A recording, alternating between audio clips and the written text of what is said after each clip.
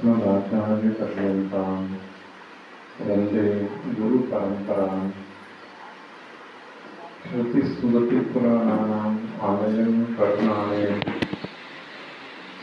नमामि भगवत्पादशङ्करं लोकशङ्करं शङ्करं शङ्कराचार्यं केशवं बादरायणं सूत्रभाष्यकृतौ वन्दे भगवन्तौ पुनः पुनः। ईश्वरो गुरुरात्मेति मूर्तिभेदविभागिने व्योमवद्व्याप्तदेहाय दक्षिणामूर्तये नमः। दक्षिणामूर्तये नमः।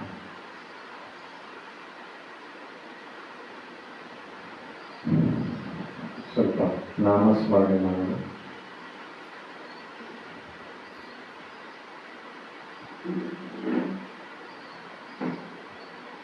ಶ್ರೀರಾಮ್ ಜಯ ರಾಮ ಜಯ ಜಯ ರಾಮ ಶ್ರೀರಾಮ್ ಜಯ ರಾಮ ಜಯ ಜಯ ರಾಮ.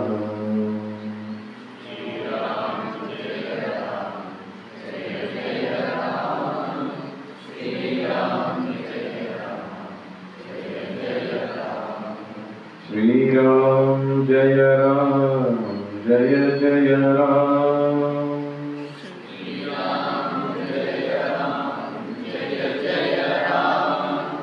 श्रीराम जय राम जय जय राम श्रीराम जय राम जय जय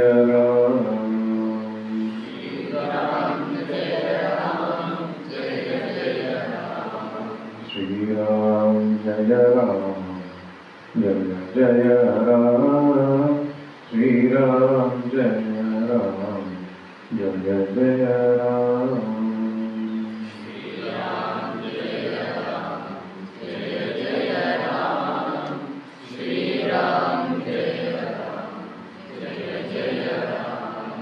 श्रीराम जय राम जय जय राम श्रीराम जय राम जय जय राम श्रीराम जय राम जय जय राम श्रीराम जय राम जय जय राम श्रीराम जय राम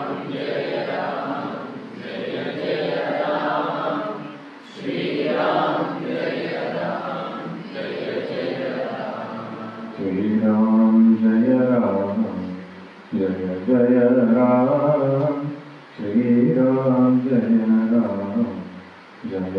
राम श्रीराम जय राम जय जय राम श्रीराम जय राम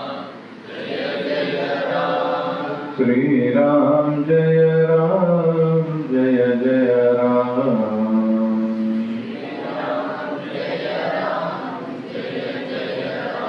श्रीराम जय राम जय जय राम श्रीराम जय राम जय जय राम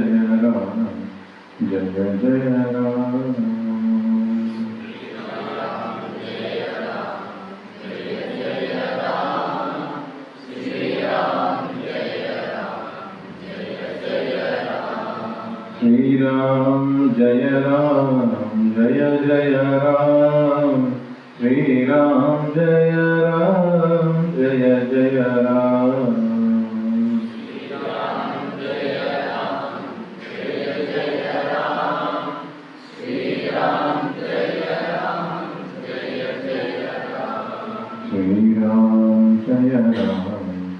जय जय राम श्रीराम जय राम जय जय राम श्रीराम जय राम जय जय राम श्रीराम जय राम जय जय राम श्रीराम जय राम जय जय राम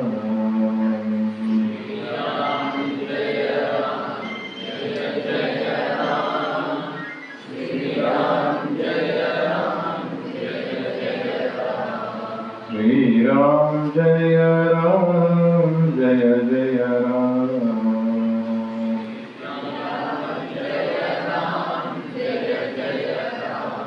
रामचंद्र भगवान की ಕ್ಷೇತ್ರಾಧೀಶ್ವರನಾದಂತಹ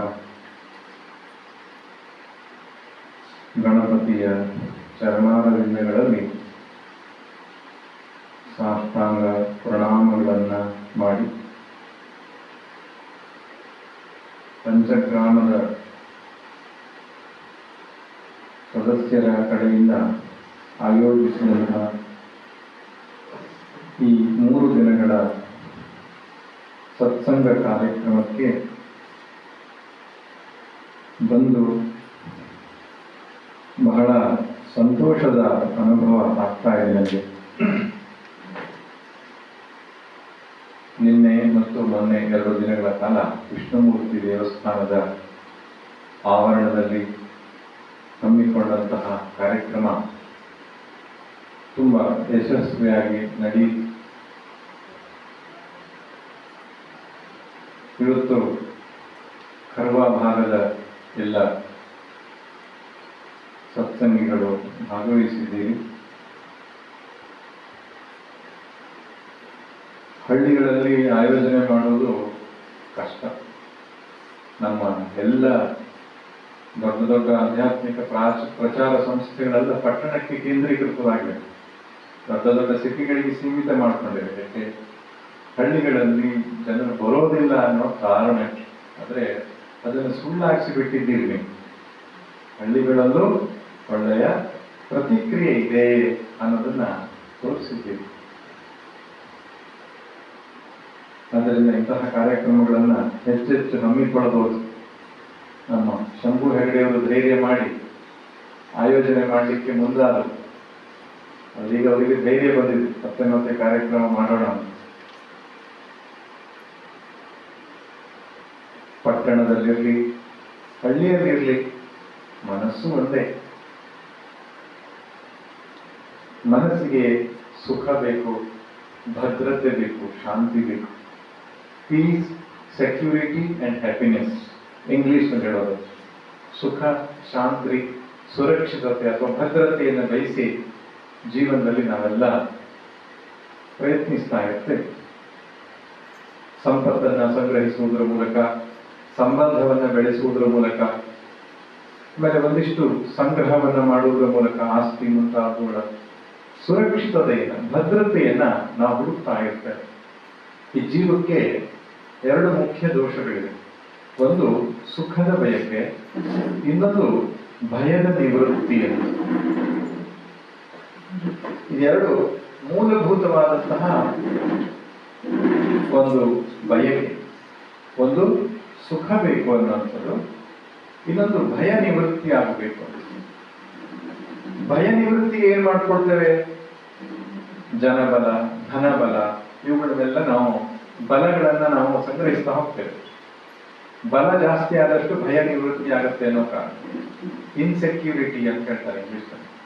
ಇನ್ಸೆಕ್ಯೂರಿಟಿಯನ್ನು ದೂರ ಮಾಡ್ಲಿಕ್ಕೆ ಏನ್ ಮಾಡ್ತೇವೆ? ಪೊಸಿಷನ್ಸ್ ಎಲ್ಲ ಜಾಸ್ತಿ ಮಾಡ್ಕೊಳ್ತಾ ಹೋಗ್ತೇವೆ. ಸುಖದ ಪ್ರಾಪ್ತಿಗೋಸ್ಕರ ಭೋಗ ವಸ್ತುಗಳನ್ನು ಸಂಚಯ ಮಾಡ್ತಾ ಹೋಗ್ತೇವೆ. ಈ 2 ಮೂಲಭೂತ ಬಯಕೆ. ಸುಖ ಬೇಕು, ಭಯದಿಂದ ನಿರ್ಭೀತನಾಗಿರ್ಬೇಕು ಅಂತ. ಅದೇ ಯೋಚನೆ ಮಾಡ್ತಾ ಹೋದ್ರೆ ಇಷ್ಟೆಲ್ಲ ನಾವು ಮಾಡಿದ್ದು ಇದು ಸಾಧ್ಯ ಆಗತ್ತಾ ನಮ್ಮ ಕೈಯಲ್ಲಿ? ಭೋಗ ವಸ್ತುಗಳನ್ನ ಸಂಪಾದಿಸಿ ನಾವು ದುಃಖದಿಂದ ಮುಕ್ತರಾಗಿದ್ದೇವಾ? ಸುರಕ್ಷಿತತೆಗೆ ಬೇಕಾದ ವ್ಯವಸ್ಥೆಯನ್ನು ಮಾಡಿಕೊಂಡಿದ್ದೇವೆ, ಮನೆ ಕಟ್ಟಿದ್ದೇವೆ, ಆಸ್ತಿ ಮಾಡಿದ್ದೇವೆ, ಒಂದಿಷ್ಟು ದುಡ್ಡುಗಳನ್ನು ಕೂಡ ಇಟ್ಟಿದ್ದೇವೆ. ಆದ್ರೆ ಭಯ ನಿವೃತ್ತಿಯಾಗಿದೆಯಾ ಹೇಳಿದ್ರೆ ಇಲ್ಲ. ಯಾಕಂದ್ರೆ ನಾವು ಯಾವುದನ್ನ ಆಶ್ರಯಿಸಿ ಸುಖ ಪ್ರಾಪ್ತಿಯನ್ನೋ ಭದ್ರತೆಯನ್ನೋ ಬಯಸ್ತಾ ಇದ್ದೇವೋ ಅದು ಪ್ರಪಂಚದ ವಸ್ತು, ವ್ಯಕ್ತಿಗಳು. ಅವೇ ಮಾಯೆಯಲ್ಲಿ ಇರ್ತಕ್ಕಂಥವು. ಅದಕ್ಕೆ ಭದ್ರತೆ ಇಲ್ಲ, ಬುನಾದಿ ಇಲ್ಲ. ಅವುಗಳನ್ನು ಆಶ್ರಯಿಸಿ ನಾವು ಯಾವ ಭದ್ರತೆಯನ್ನ ಅಥವಾ ಸುಖವನ್ನು ಪಡೆಯಲಿಕ್ಕೆ ಸಾಧ್ಯ? ಅಂದ್ರೆ ಮನುಷ್ಯನಿಗೆ ಬೇರೆ ಗತಿ ಕಾಣೋದಿಲ್ಲ. ಇದಲ್ಲದೇ ಬೇರೆ ದಾರಿ ಕಾಣೋದಿಲ್ಲ. ಆದರೆ ಶಾಸ್ತ್ರಗಳು ಹೇಳುತ್ತೆ, ಸುಖದ, ಶಾಂತಿಯ, ಭದ್ರತೆಗೆ ಆಧಾರಭೂತವಾದ ವಸ್ತು ಭಗವಂತ. ನೀನು ವಸ್ತು, ವ್ಯಕ್ತಿ ಮುಂತಾದವುಗಳನ್ನು ಆಶ್ರಯಿಸ್ತೀಯಲ್ಲ, ಇದು ತಾತ್ಕಾಲಿಕವಾದ ಒಂದು ಸಮಾಧಾನ. ಅದರ ಶಾಶ್ವತ ಪರಿಹಾರ ಯಾವುದು? ಭಗವಂತ, ಪರಮಾತ್ಮ, ದೇವರು. ಅದಕ್ಕೆ ನೀನು ದೇವರನ್ನ ಆಶ್ರಯಿಸು ಅಂತ ಹೇಳಿ.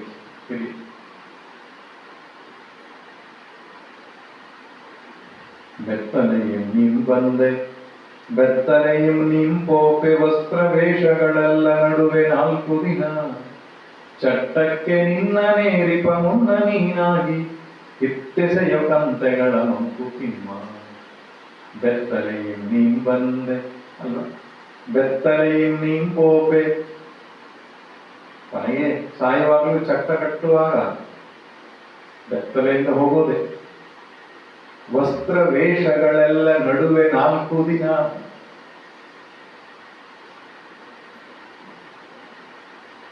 ಆದ್ದರಿಂದ ನಾವು ಹುಟ್ಟುವ ಮುಂಚೆಯೂ ನಮ್ಮನ್ನು ಕಾಪಾಡಿದ್ದು ಭಗವಂತ, ನಾವು ಸತ್ತ ನಂತರವೂ ಈ ಜೀವದ ಜೊತೆಗಿರುವವನು ಭಗವಂತ.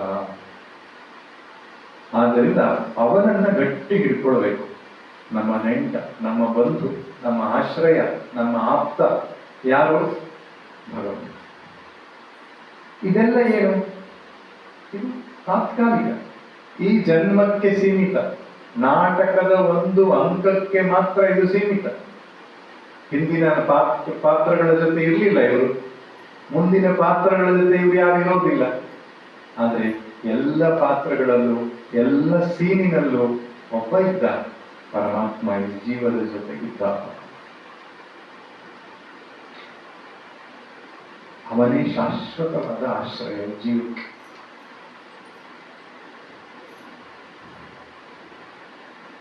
ಬೇರೆ ಎಲ್ಲರೂ ಕೈ ಕೊಡ್ಬಹುದು, ಮೋಸ ಮಾಡಬಹುದು. ಆದರೆ ಮೋಸ ಮಾಡದೇ ಇರುವ ಒಂದು ಶಕ್ತಿ ಏನಾದ್ರೂ ಇದ್ರೆ ಅದು ಪರಮಾತ್ಮ. ಆದ್ರೆ ನಾವೇನ್ ಮಾಡಿದ್ದೇವೆ? ಯಾವುದು ಮೋಸ ಮಾಡುತ್ತದೋ ಅದಕ್ಕೆ ಅಂಟುಕೊಂಡಿದ್ದೇವೆ. ಯಾರು ನಮಗೆ ಯಾವತ್ತೂ ಮೋಸ ಮಾಡಲ್ವೋ ಅದನ್ನು ಮರೆತಿದ್ದೇವೆ. ಈ ಜೀವಕ್ಕೆ ಭದ್ರತೆ ಯಾರು? ಪರಮಾತ್ಮ. ಅವನನ್ನ ಸ್ಮರಿಸೋದೇ ಇಲ್ಲ. ಅದರ ಲೌಕಿಕ ವಿಷಯ, ವಸ್ತುಗಳು, ವ್ಯಕ್ತಿಗಳನ್ನ ಅಂಟುಕೊಂಡು ಕೂತ್ಕೊಂಡಿದ್ದೇವೆ. ಅದಕ್ಕೆ ಭಯದಿಂದ ನಿವೃತ್ತಿ ಆಗ್ತಾ ಇಲ್ಲ, ಶಾಶ್ವತ ಸುಖವೂ ನಮಗೆ ಸಿಗ್ತಾ ಇಲ್ಲ.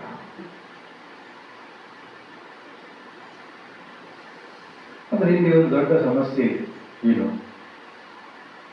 ಭಗವಂತನೇ ಈ ಜೀವಕ್ಕೆ ಆಶ್ರಯ ಎಂಬುದನ್ನ ಹೇಗೆ ತಿಳಿದುಕೊಳ್ಬೇಕು ನಾವು? ಅಥವಾ ಭಗವಂತ ಇದ್ದಾನೆ ಅನ್ನೋದಕ್ಕೆ ಆಧಾರ ಏನು?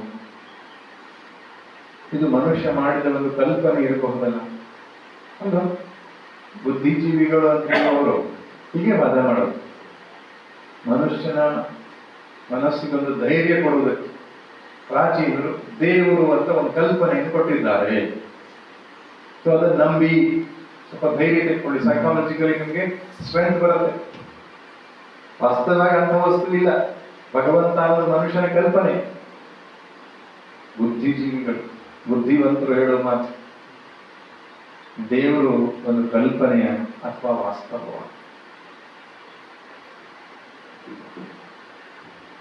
ಸ್ವಾಮಿ ವಿವೇಕಾನಂದರಿಗೆ ಕಾಡಿದ್ದು ಪ್ರಶ್ನೆ ಇದೆ, ನೀವು ದೇವರನ್ನು ಕಂಡಿದ್ದೀರಾ?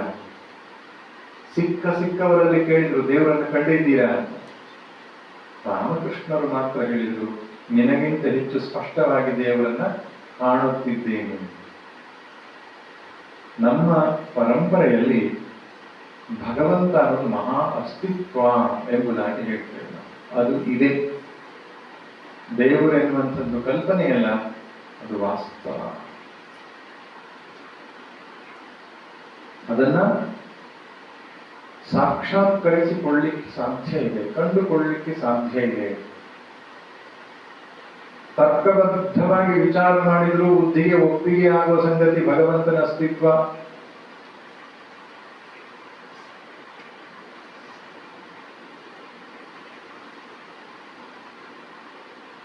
ಎಲ್ಲಿದ್ದಾನೆ, ಹೇಗಿದ್ದಾನೆ, ಏನು ಮಾಡ್ತಾ ಇದ್ದಾನೆ.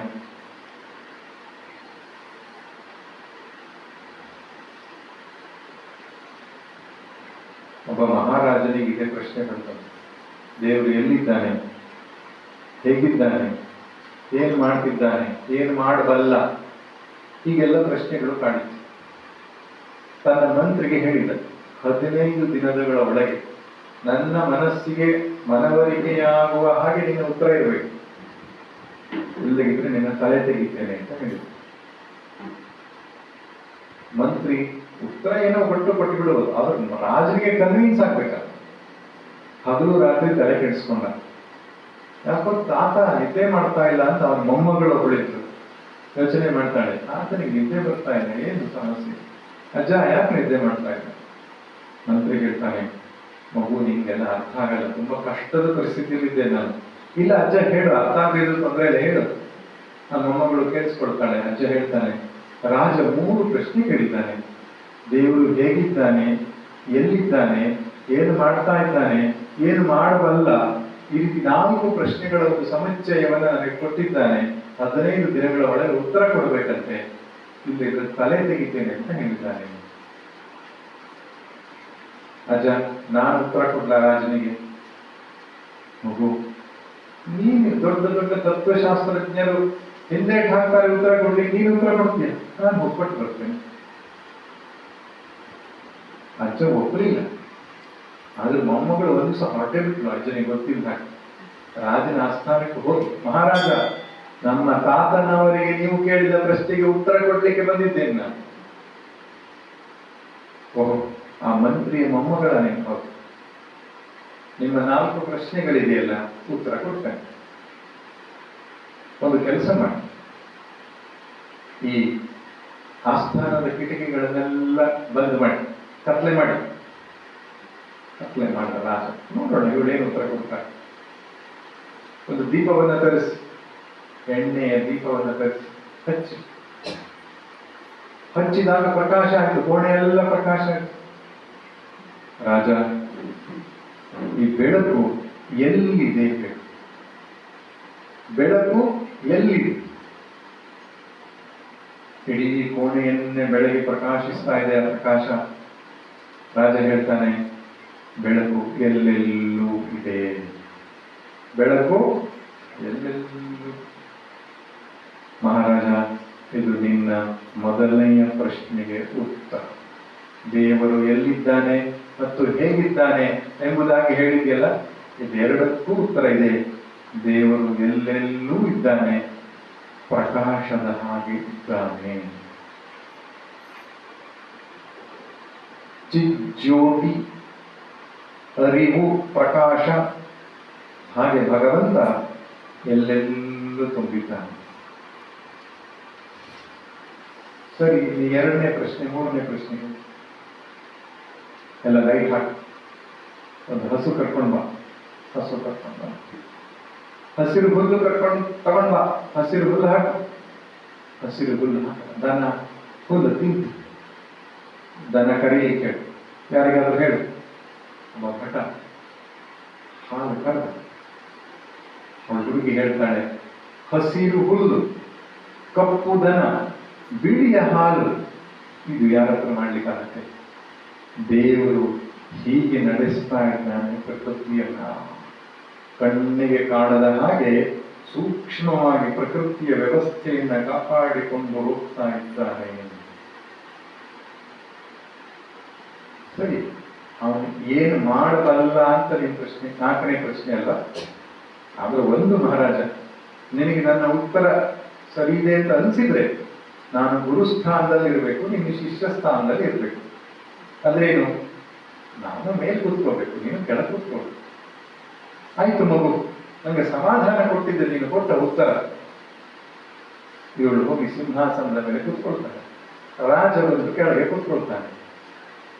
ದೇವರು ಏನು ಮಾಡಬಲ್ಲ ಅಂತ ಕೇಳದಲ್ಲ, ಇದನ್ನೇ ಮಾಡಬಲ್ಲ. ರಂಕನನ್ನ ರಾಜನನ್ನಾಗಿ ಮಾಡಬಲ್ಲ, ರಾಜನನ್ನ ಸೇವಕನಾಗಿ ಮಾಡಬಲ್ಲ. ನಾನು ನಿನ್ನ ಪ್ರಜೆ, ಸಿಂಹಾಸನದ ಮೇಲೆ ಕೂತ್ಕೊಂಡಿದ್ದೇನೆ, ನೀನು ರಾಜ ಕೆಳಗೆ ಕೂತ್ಕೊಂಡಿದ್ದೀಯ. ಭಗವಂತ ಮನಸ್ಸು ಮಾಡಿದ್ರೆ ಹೀಗೆ ವಿರುದ್ಧವಾಗಿ ಮಾಡಬಲ್ಲ, ಏನಕ್ಕೇನೋ ಮಾಡಬಲ್ಲ. ರಾಜನಿಗೆ ಸಮಾಧಾನ. ಭಗವಂತ ಎಲ್ಲಿದ್ದಾನೆ, ಹೇಗಿದ್ದಾನೆ, ಏನು ಮಾಡ್ತಾ ಇದ್ದಾನೆ, ಏನು ಮಾಡಬಲ್ಲ, ಒಂದು ಪುಟ್ಟ ಕಥೆಯ ಮೂಲಕ ಹುಡುಗಿ ಅವನಿಗೆ ವಿವರಿಸಿದ್ದು. ಉಪನಿಷತ್ತುಗಳು ಹೇಳುವ ಹಾಗೆ ಧಿಯೋ ಯೋ ನ ಪ್ರಚೋದಯಾತ್ ಯಹ ನಃ ಧಿಯಃ ಪ್ರಚೋದಯತಿ ತತ್ ಸವಿತುಃ ವರೆಣ್ಯಂ ಭರ್ಗಃ ಧ್ಯಾಯಾಮಃ. ಸವಿತೃ ಅದ್ರೇನು?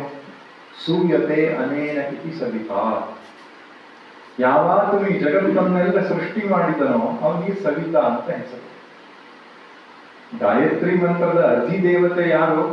ಸೃಷ್ಟಿಕರ್ತನಾದ ಪರಮಾತ್ಮ. ಅದನ್ನು ಗಾಯತ್ರಿ ಮಂತ್ರ ಹೇಳುವಾಗ ಹೇಳ್ತೇವೆ ನಾವು, ಗಾಯತ್ರಿ ಚಂದ ವಿಶ್ವಾಮಿತ್ರ ಋಷಿ, ಸವಿತಾ ದೇವತಾ, ಪರಬ್ರಹ್ಮ ಪರಮಾತ್ಮ ದೇವತಾ, ಹೀಗೆಲ್ಲ ಹೇಳ್ತೇವೆ. ಪರಬ್ರಹ್ಮ ಪರಮಾತ್ಮನೇ ಗಾಯತ್ರಿಗೆ ಅಧಿದೇವತೆ. ಅಂದ್ರೆ ಗಾಯತ್ರಿಯಿಂದ ಸ್ತುತಿಸಲ್ಪಟ್ಟ ದೇವರು ಯಾರು? ಸೃಷ್ಟಿ ಸ್ಥಿತಿ ಲಯಕರ್ತ. ಪರಮಾತ್ಮ ಅಂದ್ರೆ ಯಾರು? ಯಾವನು ಜಗತ್ತನ್ನ ಹೆತ್ತಿದ್ದಾನೋ, ಹೊತ್ತಿದ್ದಾನೋ, ಕೊನೆಗೆ ಜಗತ್ತು ಯಾವನಲ್ಲಿಗೆ ಹೋಗಿ ಸೇರಿಕೊಳ್ಳುತ್ತೋ ಅವನಿಗೆ ದೇವರು ಪರಮಾತ್ಮ ಎಂಬುದಾಗಿ ಹೇಳ್ತಾರೆ. ಬೇರೆ ಪಂಥಗಳಲ್ಲಿ ದೇವರು ಅಂದ್ರೆ ಕೇವಲ ನಿಮಿತ್ತ ಕಾರಣ, ಉಪಾದಾನ ಕಾರಣ ಅಲ್ಲ. ವೇದಾಂತದಲ್ಲಿ ಒಂದು ಶಬ್ದ ಇದೆ, ನಿಮಿತ್ತ ಕಾರಣ, ಉಪಾದಾನ ಕಾರಣ ಅಂತ. ಈ ಉದಾಹರಣೆ ಕೊಡಬೇಕು. ಕುಂಬಾರ ನಿಮಿತ್ತ ಕಾರಣ, ಮಣ್ಣು ಉಪಾದಾನ ಕಾರಣ. ಯಾವುದಕ್ಕೆ? ಮಡಿಕೆ. ಮಡಿಕೆ ಎಂಬ ಕಾರ್ಯಕ್ಕೆ ನಿಮಿತ್ತ ಕಾರಣ ಕುಂಬಾರ, ಉಪಾದಾನ ಕಾರಣ ಮಣ್ಣು. ಅದೆರಡೂ ಸೇರಿ ಮಡಿಕೆ ಎಂಬ ಕಾರ್ಯ ಆಗುತ್ತೆ ಅಲ್ವಾ? ಮನೆ ನಿರ್ಮಾಣ ಮಾಡಬೇಕು ಅಂದ್ರೆ ಇಂಜಿನಿಯರ್ ಅಥವಾ ಮೇಸ್ತ್ರಿ ನಿಮಿತ್ತ ಕಾರಣ. ಕಲ್ಲು, ಮರಳು, ಸಿಮೆಂಟು ಇದು ಉಪಾದಾನ ಕಾರಣ.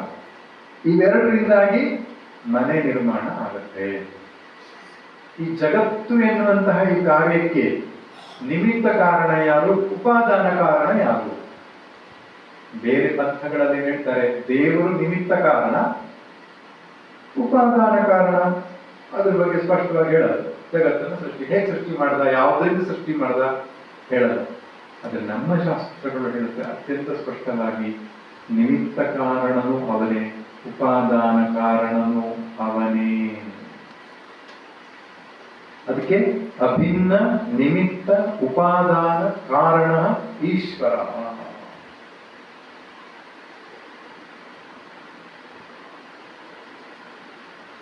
ತತ್ ಆತ್ಮಾನಂ ಸ್ವಯಂ ಕುರುತ. ಉಪನಿಷತ್ ಹೇಳುತ್ತೆ ಭಗವಂತನೇ ಸೃಷ್ಟಿಯಾದ. ಭಗವಂತ ಸೃಷ್ಟಿ ಮಾಡಿದ ಅಂತ ಹೇಳಲ್ಲ, ಭಗವಂತನೇ ಸೃಷ್ಟಿಯಾದ. ಹೀಗೆ ಹೇಳುವುದು ಸನಾತನ ಧರ್ಮ ಮಾತ್ರ. ಬೇರೆ ಪಂಥಗಳಲ್ಲಿ ಹೇಳ್ತಾರೆ ಮೇಲೆ ಕೂತ್ಕೊಂಡ ಆಕಾಶವನ್ನೆಸ್ದ, ಭೂಮಿಯನ್ನೆಸ್ದ, ಚಂದ್ರವನ್ನೆಸ್ದ, ಎಲ್ಲಿದ್ದೆಸ್ದ. ಅದಕ್ಕೆಲ್ಲ ವಿವರಣೆ ಕೊಡ್ಲಿಕ್ಕೆ ಹೋಗಲ್ಲ, ತರ್ಕಕ್ಕೆ ನಿಲ್ಲೋದೇ ಇಲ್ಲ ಅವರು. ಸನಾತನ ಧರ್ಮ ಹೇಳುತ್ತೆ ಅವನೇ ಸೃಷ್ಟಿಯಾದ.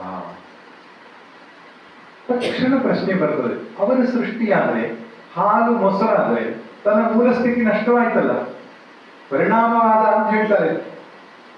ಹಾಲು ಮೊಸರಾಗಿ ಪರಿವರ್ತನೆ ಆದ್ರೆ ತನ್ನ ಮೂಲ ಸ್ಥಿತಿ ನಷ್ಟ ಮಾಡಿಕೊಡ್ತು. ಹಾಗೆ ದೇವರು ಪ್ರಪಂಚ ಆದ ಅಂತ ಹೇಳಿದ್ರೆ ತನ್ನ ಮೂಲ ಸ್ಥಿತಿ ನಷ್ಟ ಆಯ್ತಾ ಕೇಳಿದ್ರೆ ಇಲ್ಲ. ತನ್ನ ಮೂಲ ಸ್ಥಿತಿಯಲ್ಲಿ ಪರಿವರ್ತನೆಯಾಗದೆ ಜಗತ್ತಾಗಿ ತೋರಿಕೊಟ್ಟ.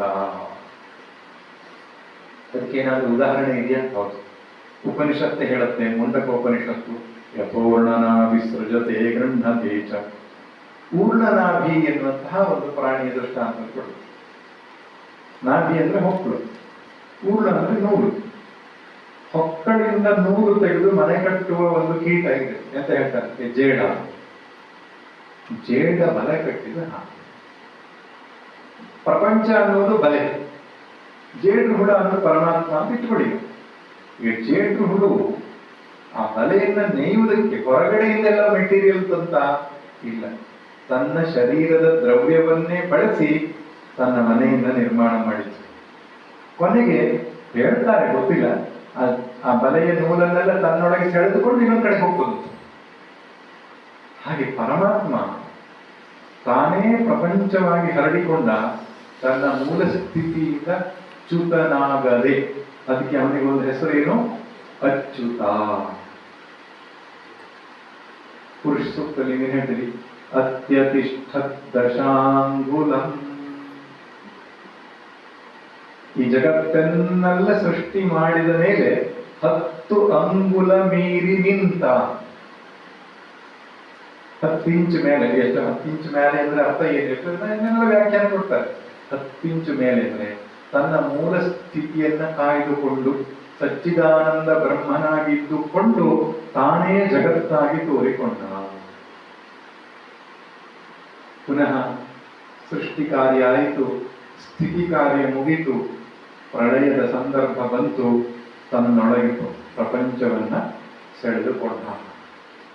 ಅವನೇ ಜಗತ್ತಾಗಿ ಹೊರಹೊಮ್ಮಿದ, ಜಗತ್ತನ್ನ ತನ್ನೊಳಗೆ ಸೆಳೆದುಕೊಂಡ.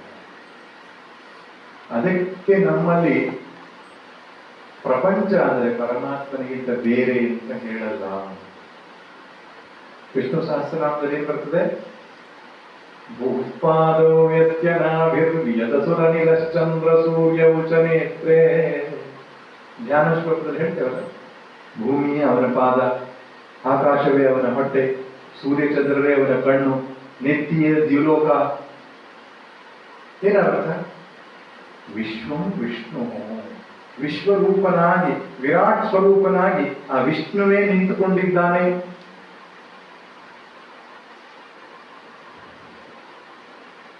ಆದ್ರಿಂದ ದೇವರ ಫಸ್ಟ್ ಅವತಾರ ಯಾವುದಂದ್ರೆ ಸೃಷ್ಟಿಯೇ ಭಗವಂತನ ಮೊದಲ ಅವತಾರ.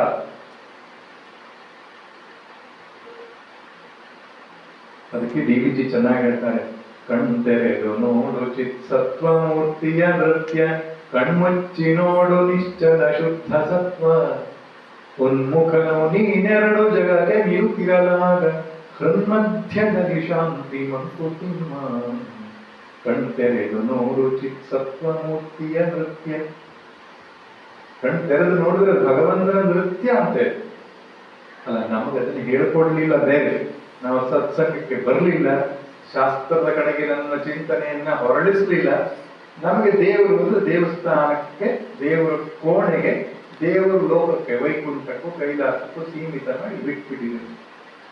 ಶಾಸ್ತ್ರಗಳೇನು ಹೇಳುತ್ತೆ? ದೇವರು ಎಲ್ಲಿದ್ದಾನೆ ಅಂತ ಹೇಳಿದಾಗ ದೇವರು ಎಲ್ಲಿಲ್ಲ ಅಂತ ಕೇಳಿ. ಯಾರಾದರೂ ನಿಮ್ಮ ಹತ್ರ ದೇವರು ಎಲ್ಲಿದ್ದಾನೆ ಅಂದ್ರೆ ಉತ್ತರ ಕೊಡ್ಲಿಕ್ಕೆ ಹೋಗ್ಬೇಡಿ, ವಾಪಸ್ ಪ್ರಶ್ನೆ ಕೇಳಿ, ಅವನು ಎಲ್ಲಿಲ್ಲ. ಸನಾತನ ಧರ್ಮ ಹೇಳುತ್ತೆ, ನೃತ್ಯವೋ ಬ್ರಹ್ಮ ನಟರಾಜನದು ಜಗವೆಲ್ಲ ಪ್ರತ್ಯೇಕ ಜೀವದ ಶಯವನಂಗ ಭಂಗಿ, ಸತ್ಯ ಸತ್ವಜ್ವಾಲ ವಿಶ್ವಮಾಯಾಲೀಲೆ ಪ್ರತ್ಯಗಾತ್ಮನು ನೀನು ಮಂಕುತಿಮ್ಮ. ನೃತ್ಯವೋ ಬ್ರಹ್ಮ ನಟರಾಜನದು ಜಗವೆಲ್ಲ.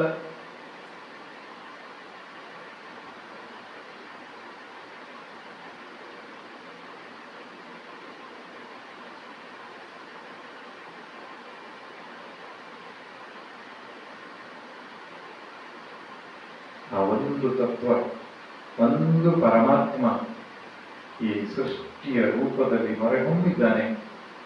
ಆ ಪರಮಾತ್ಮನಿಗಿಂತ ಹೊರತಾಗಿ ಇನ್ನೇನೇನು ಇಲ್ಲ.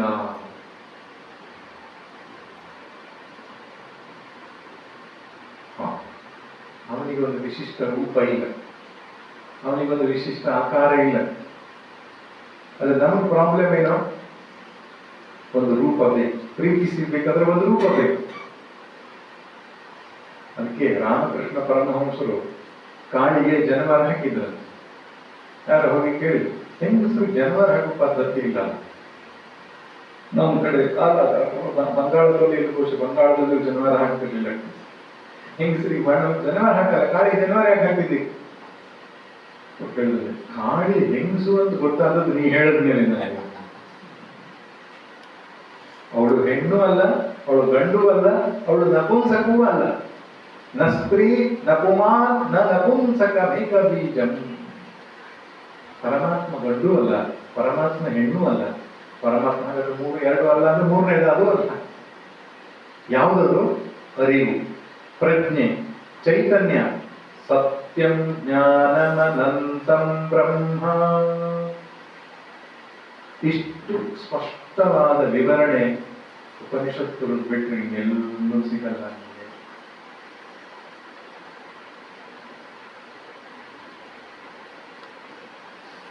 ಒಂದು ಸಗುಣ ಬ್ರಹ್ಮ, ಇನ್ನೊಂದು ನಿರ್ಗುಣ ಬ್ರಹ್ಮ. ಈ ಜಗತ್ತಿನ ಉಪಾಧಿಯನ್ನ ದೃಷ್ಟಿಕೋನದಲ್ಲಿ ಇಟ್ಟುಕೊಂಡು ಪರಮಾತ್ಮನ ನೋಡಿದಾಗ ಅವನು ಸಗುಣ ಬ್ರಹ್ಮ. ಜಗತ್ತಿನ ಉಪಾಧಿಯನ್ನ ಬಿಟ್ಟು ಶುದ್ಧ ಚೈತನ್ಯವನ್ನ ನೋಡಿದರೆ ಅದು ನಿರ್ಗುಣ ಬ್ರಹ್ಮ.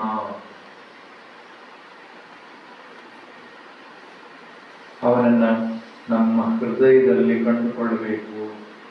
ಎಲ್ಲೆಲ್ಲೂ ತುಂಬಿರುವ ಆ ಚೈತನ್ಯ ವಸ್ತು ಧಿಯೋ ಯೋ ನ ಪ್ರಚೋದಯಾತ್, ನಮ್ಮ ಹೃದಯಕ್ಕೆ ಸಾಕ್ಷಿಯಾಗಿದ್ದಾನೆ. ನಮ್ಮೆಲ್ಲ ಆಲೋಚನೆಗಳ ಹಿಂದೆ ನಾನು ನಾನು ನಾನು ಅಂತ ಏನೇನು ಆಲೋಚನೆ ಬರುತ್ತೋ ಅದನ್ನ ಅರಿಯುವ ಚೈತನ್ಯವಾಗಿದ್ದಾನೆ ಪರಮಾತ್ಮ. ಅವನನ್ನ ಹಾಗೆ ಕಂಡುಕೊಳ್ಳಬೇಕು ಅಂತ ಹೇಳ್ತಿದ್ದಾರೆ.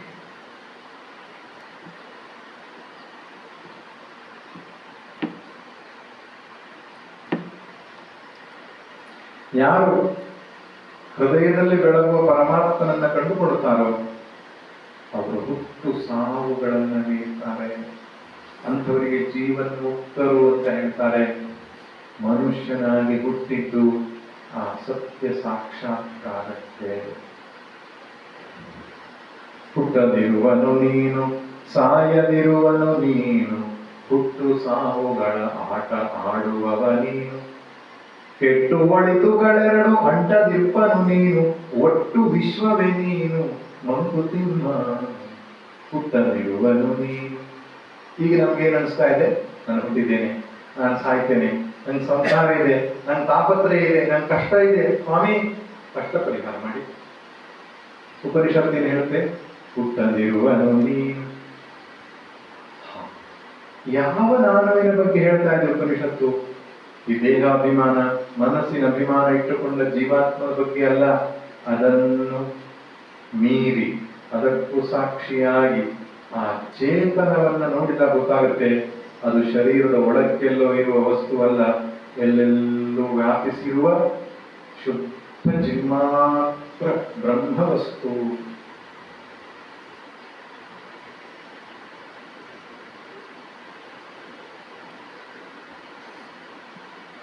ಈ ಸತ್ಯದ ಅರಿವಾಗಬೇಕು ಅಂದ್ರೆ ಚಿತ್ತ ಶುದ್ಧಿ ಆಗಬೇಕು. ಇದು ಹೇಳೋದು ಬಹಳ ಸುಲಭ, ಆದ್ರೆ ಆ ತತ್ವದಲ್ಲಿ ನೆಲೆ ನಿಲ್ಬೇಕಾದ್ರೆ ಏನಾಗಬೇಕು? ಚಿತ್ತ ಶುದ್ಧಿ ಆಗಬೇಕು. ನಮ್ಮ ಚಿತ್ತದಲ್ಲಿ ಅನೇಕ ಕಶ್ಮಲಗಳಿವೆ. ತಲೆಯೊಳಗೆ ನೆರೆದಿಹವು ನೂರಾರು ಹಕ್ಕಿಗಳು, ಗಿಳಿಗೂ ಬೇಕಾಗೆ ಕೋಗಿಲೆದ ವಿರುಹತ್ತು. ಕಿಲ ಕಿಲನೆ ಗೊರಗೊರನೆ ಕಿರುಚಿ ಕೂಗುತ್ತಿಹವೋ, ನೆಲೆಯಲ್ಲಿ ನಿದ್ದೆಗಳು ಒಂದು ಅಲ್ಲ. ಮಲ್ಕೊಂಡ ಗೊತ್ತಾಗತ್ತೆ ಎಷ್ಟು ಕಲ್ಮಶ ಇದೆ ತಲೆ. ಅಷ್ಟು ಹೊಲಸು ತಲೆಯಲ್ಲಿ ತುಂಬಿಕೊಂಡು. ರಾವಣನ ದಶ ಶಿರವದೆ ನರನು ಶತಶಿರನು, ಸಾವಿರಾಸ್ಯಗಳನ್ನೊಂದರೊಳಗಣಗಿಸಿಹನು. ಹಾವಾಗಿ ಹುಲಿಯಾಗಿ ಕಪ್ಪೆ ಹುಲ್ಲೆಯುವಾಗಿ, ಭೂವ್ಯೋಮ ಗತಿಶಯನು ಮಂಕುತಿಮ್ಮ. ಅಕಲ್ಮಶವಾದ ಮನಸ್ಸಲ್ಲಿ ಈ ಪಾರಮಾರ್ಥಿಕ ಸತ್ಯವನ್ನು ಅರಿತುಕೊಳ್ಳಿಕ್ಕೆ ಆಗಲ್ಲ. ಅದಕ್ಕೆ ಹಿರಿಯರು ಏನ್ ಮಾಡಿದ್ರು? ನಿರ್ಗುಣ ನಿರಾಕಾರವಾದ ಪರಮಾತ್ಮ ತತ್ವವನ್ನ ಸಗುಣ ಸಾಕಾರದ ಒಂದು ಕಲ್ಪನೆಗೆ ನಮ್ಮ ಮುಂದೆ ಇಟ್ಟರು. ಉಪಾಸಕಾನ ಕಾರ್ಯಾರ್ಥಂ ಬ್ರಹ್ಮಣೋ ಮುಖಕಲ್ಪನ. ಗಣೇಶ, ವಿಷ್ಣು, ರಾಮ, ಶಿವ, ದುರ್ಗೆ, ಹನುಮಂತ, ಬೇರೆ ಬೇರೆ ಬೇರೆ ಬೇರೆ ರೂಪಗಳನ್ನ ನಮ್ಮ ಹಿರಿಯರು ಯಾಕೆ ನಿನಗೆ ಯಾವುದು ಇಷ್ಟವೋ ಆ ಇಷ್ಟ ದೇವತೆ ರೂಪದಲ್ಲಿ ಸರ್ವವ್ಯಾಪಕನಾದ ಪರಮಾತ್ಮನನ್ನ ಆರಾಧಿಸು. ಅದರ ಜೊತೆಗೆ ಒಂದು ಸಂಬಂಧವನ್ನು ಬೆಸೆತ್ಕೋ, ಮನಸ್ಸನ್ನ ಮೇಲೆತ್ತುಕೋ.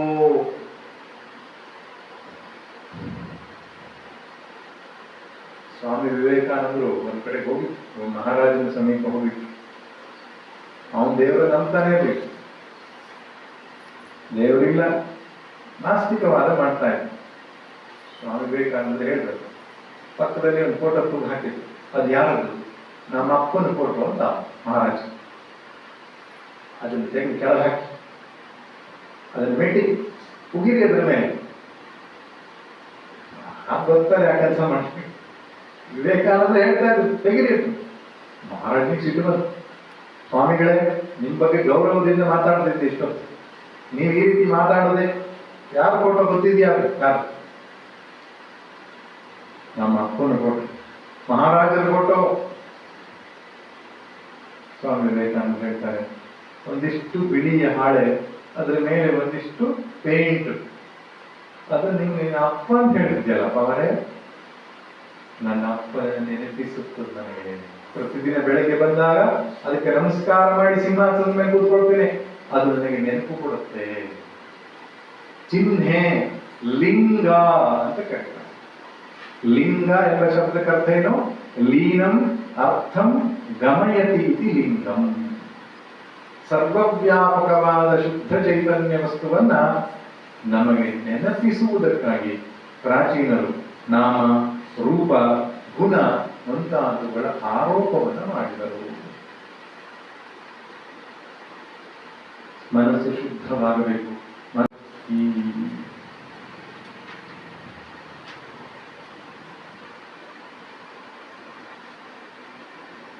ಭಕ್ತಿ ಎಂಬ ಶಬ್ದಕ್ಕೆ ಅರ್ಥ ಏನು? ಪರಮಾತ್ಮನಲ್ಲಿಟ್ಟಿರುವ ಪ್ರೇಮ ಅಂತ. ಸಾಧು ಅಸ್ಮಿನ್ ಪರಮ ಪ್ರೇಮ ರೂಪ. ನಾರದ ಭಕ್ತಿ ಸೂತ್ರ ಅಂತ ಒಂದು ಗ್ರಂಥ ಇದೆ. ನಾರದರು ಬಹಳ ದೊಡ್ಡ ಭಕ್ತರು. ಜೀವನ ಪರ್ಯಂತ ನಾಮಸ್ಮರಣೆಯನ್ನು ಮಾಡ್ತಾ ಭಗವದ್ ಭಕ್ತಿಯನ್ನು ಪ್ರಚಾರ ಮಾಡೋದಕ್ಕೋಸ್ಕರ ಅವರ ಜನ್ಮ ಇದ್ದದ್ದು. ಒಂದು ಭಕ್ತಿ ಗ್ರಂಥ ಬರೆದಿದ್ದಾರೆ, ನಾರದ ಭಕ್ತಿ ಸೂತ್ರ. ಅದರಲ್ಲಿ ಮೊದಲನೇ ಸೂತ್ರ ಹೇಳ್ತಾರೆ, ಸಾಧು ಅಸ್ಮಿನ್ ಪರಮ ಪ್ರೇಮ ರೂಪ ಅಮೃತ ಸ್ವರೂಪ. ಭಗವಂತನನ್ನ ಪ್ರೀತಿಸುವುದಕ್ಕೆ ಹೆಸರು.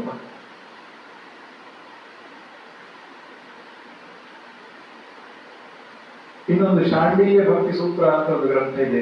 ಅದರಲ್ಲಿ ಹೇಳ್ತಾರೆ, ಪ್ರೇಮ ಭಕ್ತಿ ಅಂತ ಹೇಳಿದ್ರೆ ಆರಾಧನೆ, ಭಗವಂತನ ಆರಾಧಿಸುವಂಥದ್ದು ಭಕ್ತಿ ಎಂಬುದಾಗಿ ಹೇಳ್ತಾರೆ. ಮನಸ್ಸನ್ನು ಶುದ್ಧಿಗೊಳಿಸುವುದಕ್ಕೆ ಉಪಾಯ ಭಗವಂತನಿಗೆ ಭಕ್ತಿಯನ್ನು ಬೆಳೆಸಿಕೊಳ್ಳುವಂಥದ್ದು. ಸರ್ವವ್ಯಾಪಕವಾದ ಚೈತನ್ಯವನ್ನು ಪ್ರೀತಿಸುವುದು ಹೇಗೆ? ಈಗ ಸಾಧ್ಯ ಇಲ್ಲ, ಅದು ಬಹಳ ಎತ್ತರದ ಮನಸ್ಥಿತಿ ಬೇಕು. ಅದಕ್ಕೆ ಹಿರಿಯರು ಏನ್ ಮಾಡಿದ್ರು, ಒಂದು ರೂಪ, ರಾಮನೋ ಕೃಷ್ಣನೋ ಯಾವ್ದಾದ್ರೂ ಬೇಕು. ಅದರಲ್ಲಿ ಯಾವ್ದು ಪವರ್ಫುಲ್ ಅಂತ ಕೇಳ್ತೀವಿ. ಕೆಲವರೆಲ್ಲ ಹೇಳಿ ಪವರ್ಫುಲ್ ದೇವರು ಯಾವ್ದು ಹೇಳಿ, ಪವರ್ಫುಲ್ ಜಪದ ಮಂತ್ರ ಹೇಳಿ. ಅದಿಲ್ಲ. ಯಾಕೆ? ವಿಷ್ಣು ಸಹಸ್ರನಾಮದಲ್ಲಿ 1000 ನಾಮದಲ್ಲಿ ಯಾವ ನಾಮ ತಗೊಂಡ್ರೆ 1000 ನಾಮಗಳವ ಎಲ್ಲವೂ ಕೂಡ. ವಿಶ್ವಂ ವಿಷ್ಣು ವಷತ್ಕಾರ, ಯಾವ ವಷತ್ಕಾರಾಯ ನಮಃ ತಗೊಂಡ್ಬಿಟ್ಟಿಲ್ಲ. ಅದು ನಮ್ಗೆ ಇನ್ನೂ ತಲೆಯೊಳಗಡೆ ಹುಳ ಬಿಟ್ಟಿದ್ಯಾರೋ ಗೊತ್ತಿಲ್ಲ ನನಗೆ. ಆ ದೇವರು ಶ್ರೇಷ್ಠ, ಈ ದೇವರು ಶ್ರೇಷ್ಠ, ಕನಿಷ್ಠ. ಇರುವುದು ಒಂದೇ, ಸತ್ಯಂ ಜ್ಞಾನಂ ಅನಂತಂ ಬ್ರಹ್ಮ ಪರಬ್ರಹ್ಮ ವಸ್ತು. ಅದಕ್ಕೆ 5 ಅಭಿವ್ಯಕ್ತಿಗಳನ್ನು ಪಂಚಾಯತನ ಅಂತ ಶಂಕರರು ಮಾಡಿದರು, ಶಿವ ವಿಷ್ಣು. ನಾವು ಕೂತ್ಕೊಂಡು ಜಗಳ ಮಾಡಿ, ನಾವು ವೈಷ್ಣವರು ಶ್ರೇಷ್ಠ, ನೀವು ಶೈವರು ಕನಿಷ್ಠ. ಮೂರ್ಖತನದ ಪರಮಾವಧಿ. ಒಬ್ರು ಹೀಗೆ ಪೂಜೆ ಮಾಡ್ತಾ ಇದ್ರು, ಅವರು ವಿಷ್ಣುವಿಗೆ ಪೂಜೆ ಮಾಡ್ತಾ ಇದ್ರು, ಊದಿನ ಕಡ್ಡಿ ಹೊಗೆ ಗಣಪತಿ ಹೋಗ್ತಾ ಇದ್ರು. ಇವನಿಗೆ ಸಿಟ್ಟು ಬರ್ತದೆ, ಯಾಕಂದ್ರೆ ದೇವರಿಗೆ ವಿಷ್ಣು ಕೊಟ್ಟಿದ್ದಿಲ್ಲ ನಾವು ಅಗರಬತ್ತಿ, ಗಣಪತಿ ತಗೊಂಡು ಆ ಸೊಂಡ್ಲಿಗೆ ಹತ್ತಿ ಹಾಕಿ ಕೂರ್ತದೆ, ಹೊಗೆ ತಗೊಳ್ಬೇಡ, ವಿಷ್ಣು ಕೊಟ್ಟಿದ್ದು. ಗಣಪತಿ ಪ್ರತ್ಯಕ್ಷ ಆಗ್ಬೇಕಲ್ಲ. ಯಾಕೆ? ಒಂದು ಗಣಪತಿ ಹೊಗೆ ತಗೊಳ್ತಾ ಇದ್ದಾನೆ ಅಂತ ಇವ್ರ ಮನ್ಸಿಗೆ ಅನ್ಸಿದೆಯಲ್ಲ. ಇವೆಲ್ಲ ನೈವೇದ್ಯ ಈ ದೇವರಿಗೆ ಜಾಸ್ತಿ ಕೊಡ್ಬೇಕು, ಆ ದೇವರಿಗೆ ಜಾಸ್ತಿ ಕೊಡ್ಬೇಕು. ಒಂದೇ ಪರಮಾತ್ಮ, ಒಬ್ಬನೇ ದೇವರು. ಸನಾತನ ಧರ್ಮದಲ್ಲಿ ಹೇಳಿದ್ದು ಏಕೋ ದೇವ ಸರ್ವಭೂತೇಷು ಗೂಢ ಸರ್ವವ್ಯಾಪಿ ಸರ್ವಭೂತ ಅಂತರಾತ್ಮ. ಸ್ವಾಮೀಜಿ 33 ಕೋಟಿ ದೇವತೆಗಳು ದೇವರು ಅಂತ ಹೇಳ್ತಾರೆ, ಹಿಂದೂಗಳಿಗೆ 33 ಕೋಟಿ ಅಂತ ಹೇಳ್ತಾರೆ. 33 ಕೋಟಿ ದೇವತೆಗಳು. ಪರಮಾತ್ಮ ಬೇರೆ, ದೇವತೆಗಳು ಬೇರೆ. ನೆನಪಿರ್ಲಿ, ದೇವತೆಗಳು ಅನೇಕ ಇದ್ದಾರೆ, ಪರಮಾತ್ಮ ಜಗತ್ತಿನ ಸೃಷ್ಟಿ ಸ್ಥಿತಿ ಲಯಕರ್ತ. ಅದನ್ನು ನೋಡ್ಕೊಳ್ಳೋ ಪೋರ್ಟ್ಫೋಲಿಯೋ ನೋಡ್ಕೊಳ್ಳೋರು ಬೇರೆ ಇದ್ದಾರೆ. ಪ್ರಧಾನಮಂತ್ರಿ ಎಷ್ಟು ಮಂದಿ ಇದ್ದಾರೆ ದೇಶಕ್ಕೆ? ಆಮೇಲೆ ಬೇರೆ ಬೇರೆ ಖಾತೆಗಳನ್ನು ನಿಭಾಯಿಸುವವರು ತುಂಬಾ ಜನ ಇದ್ದಾರೆ. ವಿದ್ಯಾಮಂತ್ರಿ, ವಿತ್ತ ಮಂತ್ರಿ, ರಕ್ಷಣಾ ಮಂತ್ರಿ, ಆ ಮಂತ್ರಿ, ತುಂಬಾ ಜನ ಇದ್ದಾರೆ. ಆದ್ರೆ ಎಲ್ಲರೂ ನಿಭಾಯಿಸುವ ಪ್ರಧಾನಮಂತ್ರಿ ಒಬ್ಬನೇ ಹೇಳುವುದು. ಇಡೀ ಸೃಷ್ಟಿಗೆ ಯಜಮಾನನಾಗಿರುವವನು ಒಬ್ಬನೇ. 33 ಕೋಟಿ ಎಂಬ ಶಬ್ದಕ್ಕೆ ಅರ್ಥ ಏನು ಗೊತ್ತಾ? ಕೋಟಿ ಅಂದ್ರೆ ಪ್ರಕಾರ ಅಂತ ಅರ್ಥ. ಕೋಟಿ ಅಂದ್ರೆ ನಮ್ಮ ಲಕ್ಷ ಕೋಟಿ ಆಲಯದ ಅರ್ಥ ಅಲ್ಲ. ಕೋಟಿ ಇತ್ಯುಕ್ತೆ ಪ್ರಕಾರ. 33 ಪ್ರಕಾರದ ಪ್ರಧಾನ ಹವಿರ್ಗ್ರಹಣ ಮಾಡುವ ದೇವತೆಗಳು. ಅಷ್ಟವಸುಗಳು, 11 ರುದ್ರರು, 12 ಆದಿತ್ಯರು, ದ್ಯಾವ ಪೃಥ್ವಿ ಅಥವಾ ಇಂದ್ರ ಪ್ರಜಾಪತಿ, ಒಟ್ಟು ಸೇರಿ 33 ಆಗ್ತಾರೆ. ಈ 33 ಪ್ರಕಾರದ ಪ್ರಧಾನ ದೇವತೆಗಳು ಇದ್ದಾರೆ. 33 ಕೋಟಿ ದೇವತೆಗಳು ಇದ್ದಾರೆ. ಸೃಷ್ಟಿಕರ್ತ ಪರಮಾತ್ಮ ಎಷ್ಟು? ಒಬ್ಬನೇ ಅಲ್ಲ, ಅವನು ಗಂಡ ಹೆಂಡತಿ ಸೇರಿ ಇಬ್ಬರು ಆಗ್ತಾರಲ್ಲ ಸ್ವಾಮಿ. ಈಶ್ವರ ಪಾರ್ವತಿ, ವಿಷ್ಣು ಲಕ್ಷ್ಮಿ ಇಬ್ಬರು ಆಗ್ತಾರಲ್ಲ. ಬ್ರಹ್ಮ ಸರಸ್ವತಿ. ನೆನಪಿರ್ಲಿ, ಯಾವನ್ನ ಸೃಷ್ಟಿ ಕಾಲದಲ್ಲಿ ಬ್ರಹ್ಮ ಅಂತಾರೋ ಅವನಿಗೆ ಪ್ರಳಯ ಕಾಲದಲ್ಲಿ ರುದ್ರ ಅಂತಾರೆ, ಸ್ಥಿತಿ ಕಾಲದಲ್ಲಿ ವಿಷ್ಣು ಅಂತ. ಸೃಷ್ಟಿಕರ್ತ್ರಿ ಬ್ರಹ್ಮರೂಪ, ಗೋತ್ರಿ ಗೋವಿಂದ ರೂಪಿಣಿ ಅಲ್ಲ, ಯಾವ್ದ್ರಲ್ಲಿ ಬರ್ತದೆ ಇದು? ಶಾಸ್ತ್ರ ಹೇಳೋರಿಗೆ ಗೊತ್ತುಂಟ. ಹೌದು, ಸೃಷ್ಟಿಕರ್ತ್ರಿ ಬ್ರಹ್ಮರೂಪ. ಸೃಷ್ಟಿ ಮಾಡುವಾಗ ನಿಮಗೆ ಬ್ರಹ್ಮ ಅಂತಾರೆ ಅಮ್ಮ. ಗೋಪ್ತ್ರಿ ಗೋವಿಂದ ರೂಪಿಣಿ, ಜಗತ್ತನ್ನು ಕಾಪಾಡುವಾಗ ನಿಮಗೆ ಗೋವಿಂದ ಅಂತಾರೆ. ಸಂಹಾರಿಣಿ ರುದ್ರ ರೂಪ, ಸಂಹಾರ ಮಾಡುವಾಗ ನಿಮಗೆ ರುದ್ರ ಅಂತ ಕರೀತಾರೆ. ಹೀಗೆ ಪಂಚಕೃತ್ಯ ಪರಾಯಣ, ನಿಗ್ರಹ ಮತ್ತು ಅನುಗ್ರಹ 5 ಕೆಲಸವನ್ನು ಮಾಡ್ತಾಳೆ. ಅದರಿಂದ 5 ಹೆಸರು ನಿಮಗೆ. ಅದನ್ನೇ ಪಂಚಾಯತನ ಅಂತ ಕರೆಯೋದು. 5 ಕೆಲಸ ಮಾಡೋದು ಭಗವಂತನ 5 ಮುಖಗಳು. ಅಲ್ಲ, ಅದು ಸರಿ, ಅದರ ಅರ್ಥ ಆಯ್ತು. ಈ ಗಂಡ ಹೆಂಡತಿ ಅಂತದ್ದು ಕತೆ, ಅದು ಗಂಡ ಹೆಂಡತಿ ಅಲ್ಲ, ಭಗವಂತ ಮತ್ತು ಅವನ ಶಕ್ತಿ. ಶಿವಶಕ್ತಿಯ ಯುಕ್ತ. ಈಗ ನಾನೊಂದು ಪ್ರಶ್ನೆ ಕೇಳ್ತೇನೆ, ನಿಮ್ಮ ಉತ್ತರ ಕೊಡ್ಬೇಕು. ಬೆಂಕಿ ಮತ್ತು ಅದರ ಸುಡುವ ಶಕ್ತಿ ಗಂಡ ಹೆಂಡತಿಯ?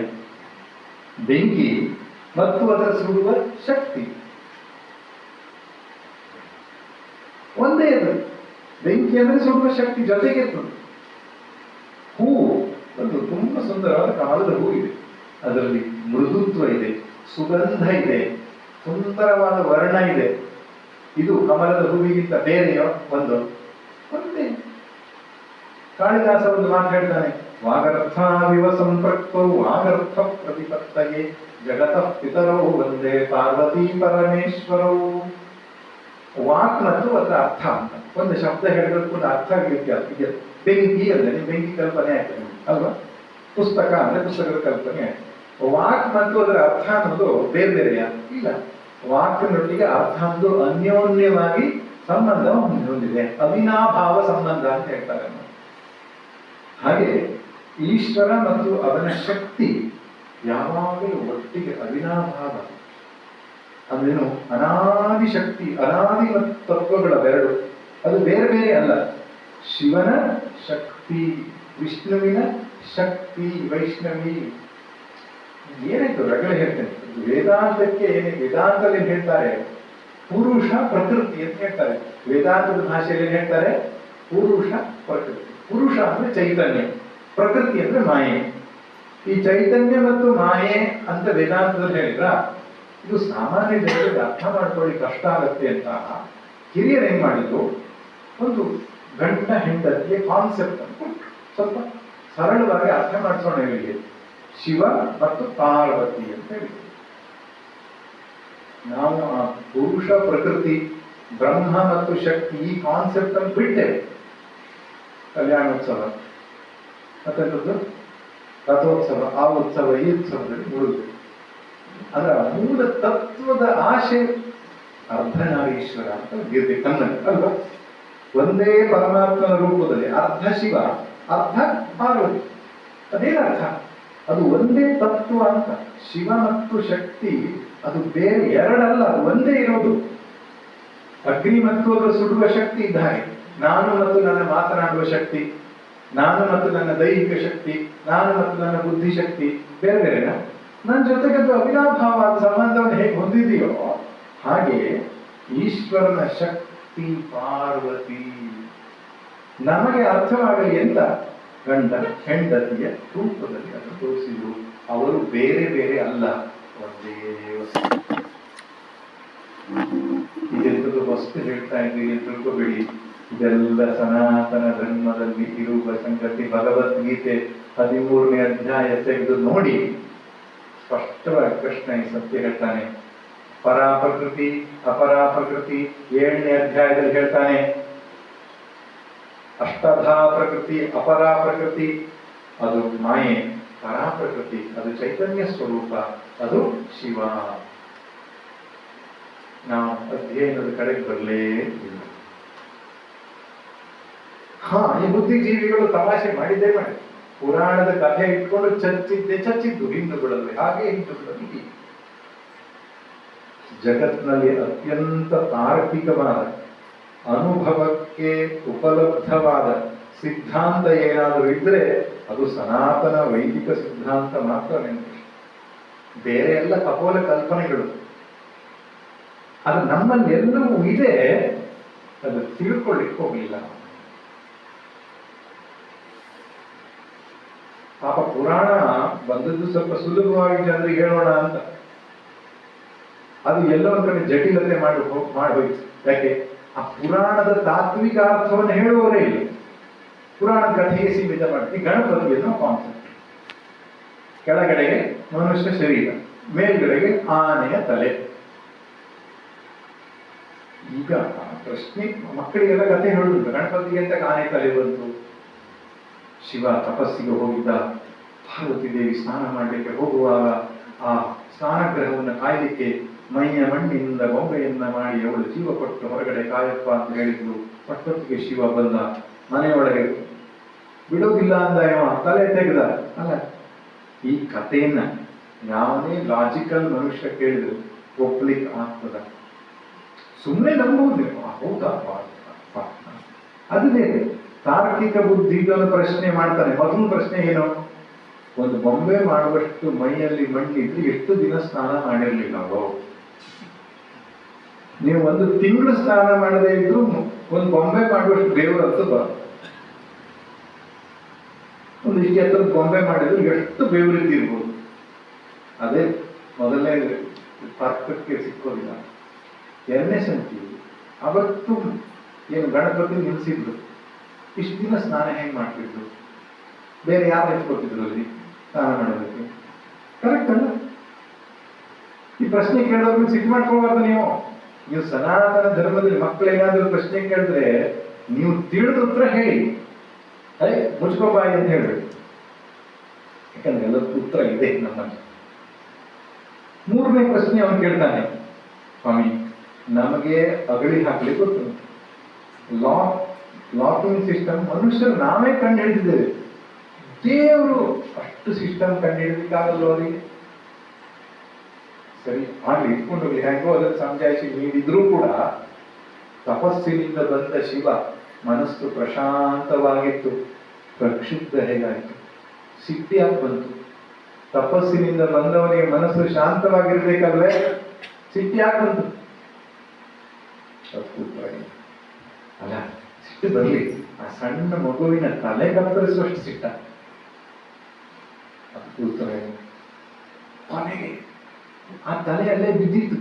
ಉತ್ತರ ದಿಕ್ಕಿನಲ್ಲಿ ಮಲಗಿರೋ ಪಾಪ ಯಾವುದೋ ಅಮಾಯಕ ಆನೆ ತಲೆ ಕಡ್ಕೊಂಡು ಬಂದು ಜೋಡಿಸಿದ್ರಲ್ಲ, ಅನ್ಯಾಯ ಅಲ್ವಾ ಇದು?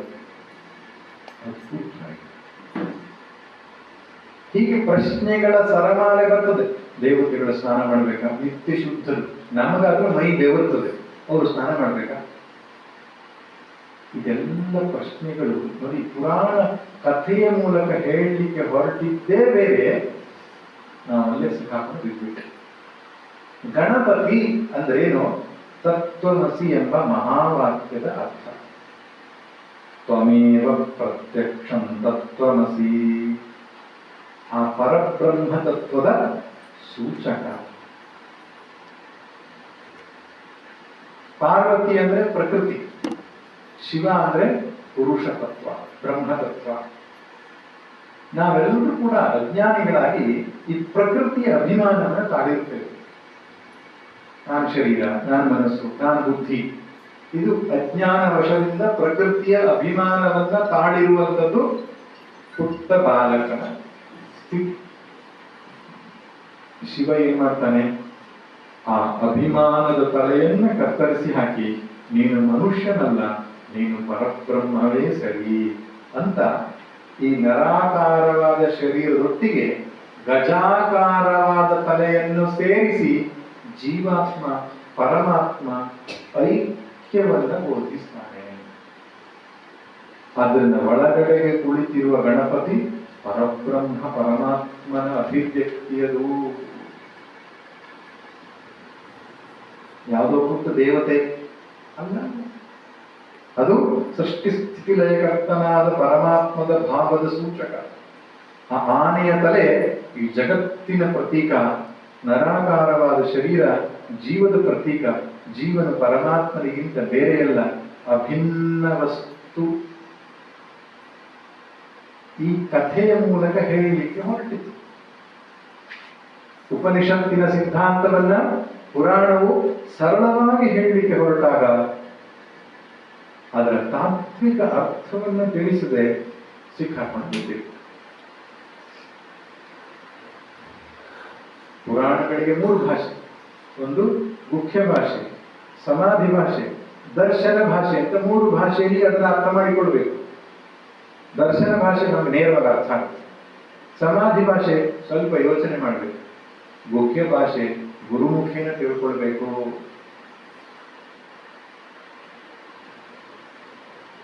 ಒಬ್ಬನೇ ಪರಮಾತ್ಮ. ದೇವತೆಗಳು ತುಂಬಾ 33 ಕೋಟಿ ಅಂದ್ರೆ ಕೋಟಿ ಅಂತ ಹೇಳ್ಬೋದು, ಏನೋ ತೊಂದರೆ ಇಲ್ಲ. ಯಾಕೆ? ಅಭಿಮಾನಿ ದೇವತೆಗಳು. ಈಗ ನದಿಗೆ ಅಭಿಮಾನಿ ಒಂದು ದೇವತೆ, ಗಂಗೆಯ ಅಭಿಮಾನಿ ದೇವತೆ ಗಂಗಾ ಮಾತೆ, ಕಾವೇರಿ ಎನ್ನುವ ನದಿ ಅಭಿಮಾನಿ ದೇವತೆ ಕಾವೇರಿ ಮಾತೆ. ಈ ಊರಿಗೆ ಅಭಿಮಾನಿ ದೇವತೆ, ಊರಿನ ಒಂದು ಗ್ರಾಮ ದೇವತೆ, ಅದು ಅಭಿಮಾನಿ ದೇವತೆ. ಈ ಮನೆಯನ್ನು ಕಟ್ಟಿದ್ದೇವೆ, ಶಿಸ್ತುಬದ್ಧವಾಗಿ ಮನೆ ಕಟ್ಟಿದಾಗ ಅದೊಂದು ಅಭಿಮಾನಿ ದೇವತೆ ಅಂತ ಬರ್ತದೆ. ಅದಕ್ಕೆ ವಾಸ್ತು ಪುರುಷ ಅಂತ ಹೇಳ್ತಾರೆ.